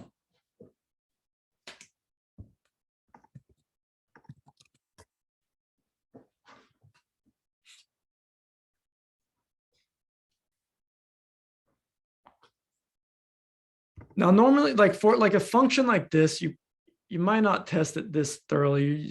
You might just kind of, I don't know, assume you get good input, or like you know, you're not going to test it this much. But I think this just kind of shows what you're doing when you're testing, or like the point of testing is, you know, to really think about the main, like it's kind of priority. You want to think really about your main use cases first and foremost. Like, how is this going to be used? Like really making sure those are right. Then you do also want to think about your edge cases. And edge cases, like with something like this, would be like, well, what happens if I get no money? What happens if I get a lot of money? And then what happens if I get a lot of money and then 1? Or like a negative number, or like a string that's a number, or an array of numbers, or decimal. And then what you do on that might depend.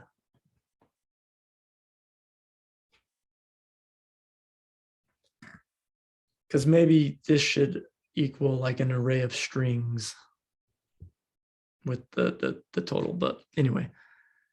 So testing is, it can be like a large part of your job. And then I think maybe you'll see like it can be kind of become like a whole nother code base that you need to maintain.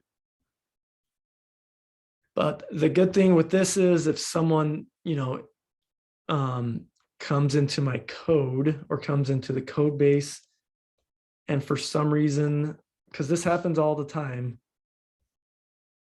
like, because maybe someone's code's not working, but if they come in and they just change this code to a 26, it makes their code work.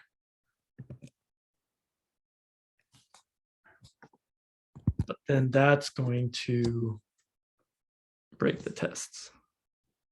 How's that only breaking one test?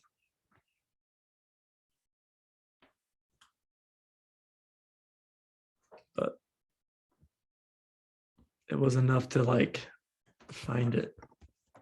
So it makes your code a little more stable, because now when you push up, you're going to have to run like a yarn. Well, we're not going to do this for your portfolio projects, but at your company, you might have to like run, or when you try doing a pull request, it will automatically run tests. And if they don't pass, it won't even let you push up to GitHub. So.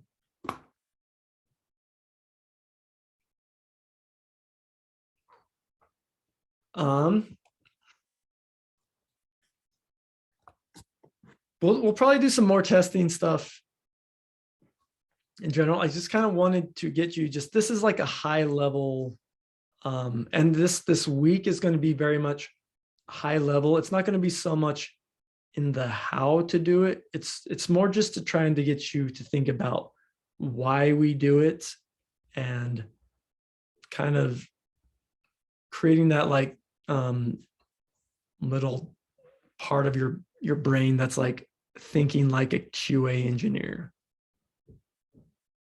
And like just QA people, just as an engineer, you're going to like hate them because you're going to hate and love them because they break your code, and then they'll be like, well, this is not, you can't push this because there's a bug, and you'll be like, damn it, I worked on that for so long and it's not working. But then you're going to be thankful for them because they're catching errors before they get into production. So it's a very important job of like, preventing as many bugs as you can before you get to the real world. Let me show you a graph. Does that make sense? And we're going to talk more about this, but I kind of just want to show you this diagram. We'll talk more about this. Maybe Carlos will hit on this too, but when we're talking about software, software is expensive. It's very costly to make software. And one of the biggest expenses with software are bugs. And what these charts are showing, I mean, these are kind of just like random, like some of these actually do have numbers, but you can think about this. The further along a bug goes into your code, the more it's going to cost, both in time and money and, potential, like life. There's bugs that have like killed people. So, they can be very serious. So, like damage to structures and people. So what this is really showing is, when you have bugs and you find them in development, the cost to fix them is small. Like you as a developer, you find the bug, it's really easy to fix them. And this can even start, you can even look at this one where it's like you finding the bugs in your requirements, finding the bugs in your design, finding your bugs in code. So it can even start before you start coding, thinking about, because when you can find the bugs in your requirements or where your requirements are wrong, those are the easiest ones to fix. But when you start finding bugs in unit testing, they get a little more expensive. When they get to like QA testing or like a different level of testing, those become harder to fix because they've gone through more, just more time. And then once you get to production, then these bugs can be really expensive to fix, and they can cause a lot of damage. So one bug I like to talk about is like there was and I might have mentioned this because I always bring it up, but there was a bug between for a ship that was launched up to Mars. So it had both a European team and a US team working on it. And I don't know how this happened. It's kind of weird to think about like what the hell they were doing, but The European team was using the metric system, and the US team was using the whatever system I don't even know what it's called, our stupid system we use. And I think that we're working on different parts of this like task of the spaceship. And they never like chose one, or I think they never realized they were using different ones. So when they launched the rocket and when it got to Mars, it like they were using two different systems, and like the parachutes, like even though it was working correctly, like the parachutes came up way too late, and the rover just, you know, crashed into Mars, and total loss. Like that's like however hundreds of millions of dollars lost. Where like if you, and that probably would have been, you know, pretty easy, like in relatively compared to how much it costs, like a relatively easy bug to fix. Or had they agreed upon using, you know, the same system, that would have been a really easy, really low cost fix. But you can imagine probably as they got closer and as it got done, as the thing got done, and even before they launched, it probably would have been, probably right before they launched, that probably would have been somewhat expensive to fix. So they probably would have had like retest everything. But obviously once they like, once it was launched and once it broke, that's a huge expense. So I think Carlos might iterate to like, you know, some of this. I don't know how these like numbers are relative, but saying like, you know, once you get a bug to production, that it's 150 times more expensive to fix. So, and it's why a lot of teams spend a lot of money on QA, because, you know, it's better to spend $25 fixing a bug than $150 fixing a bug. So, cool.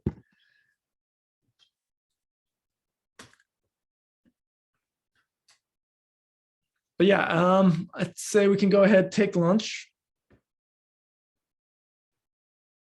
Let's come back 2 o'clock and you can work on your projects. Sweet. Thank you. Cool. Have a good one, everyone. You too. Thank you.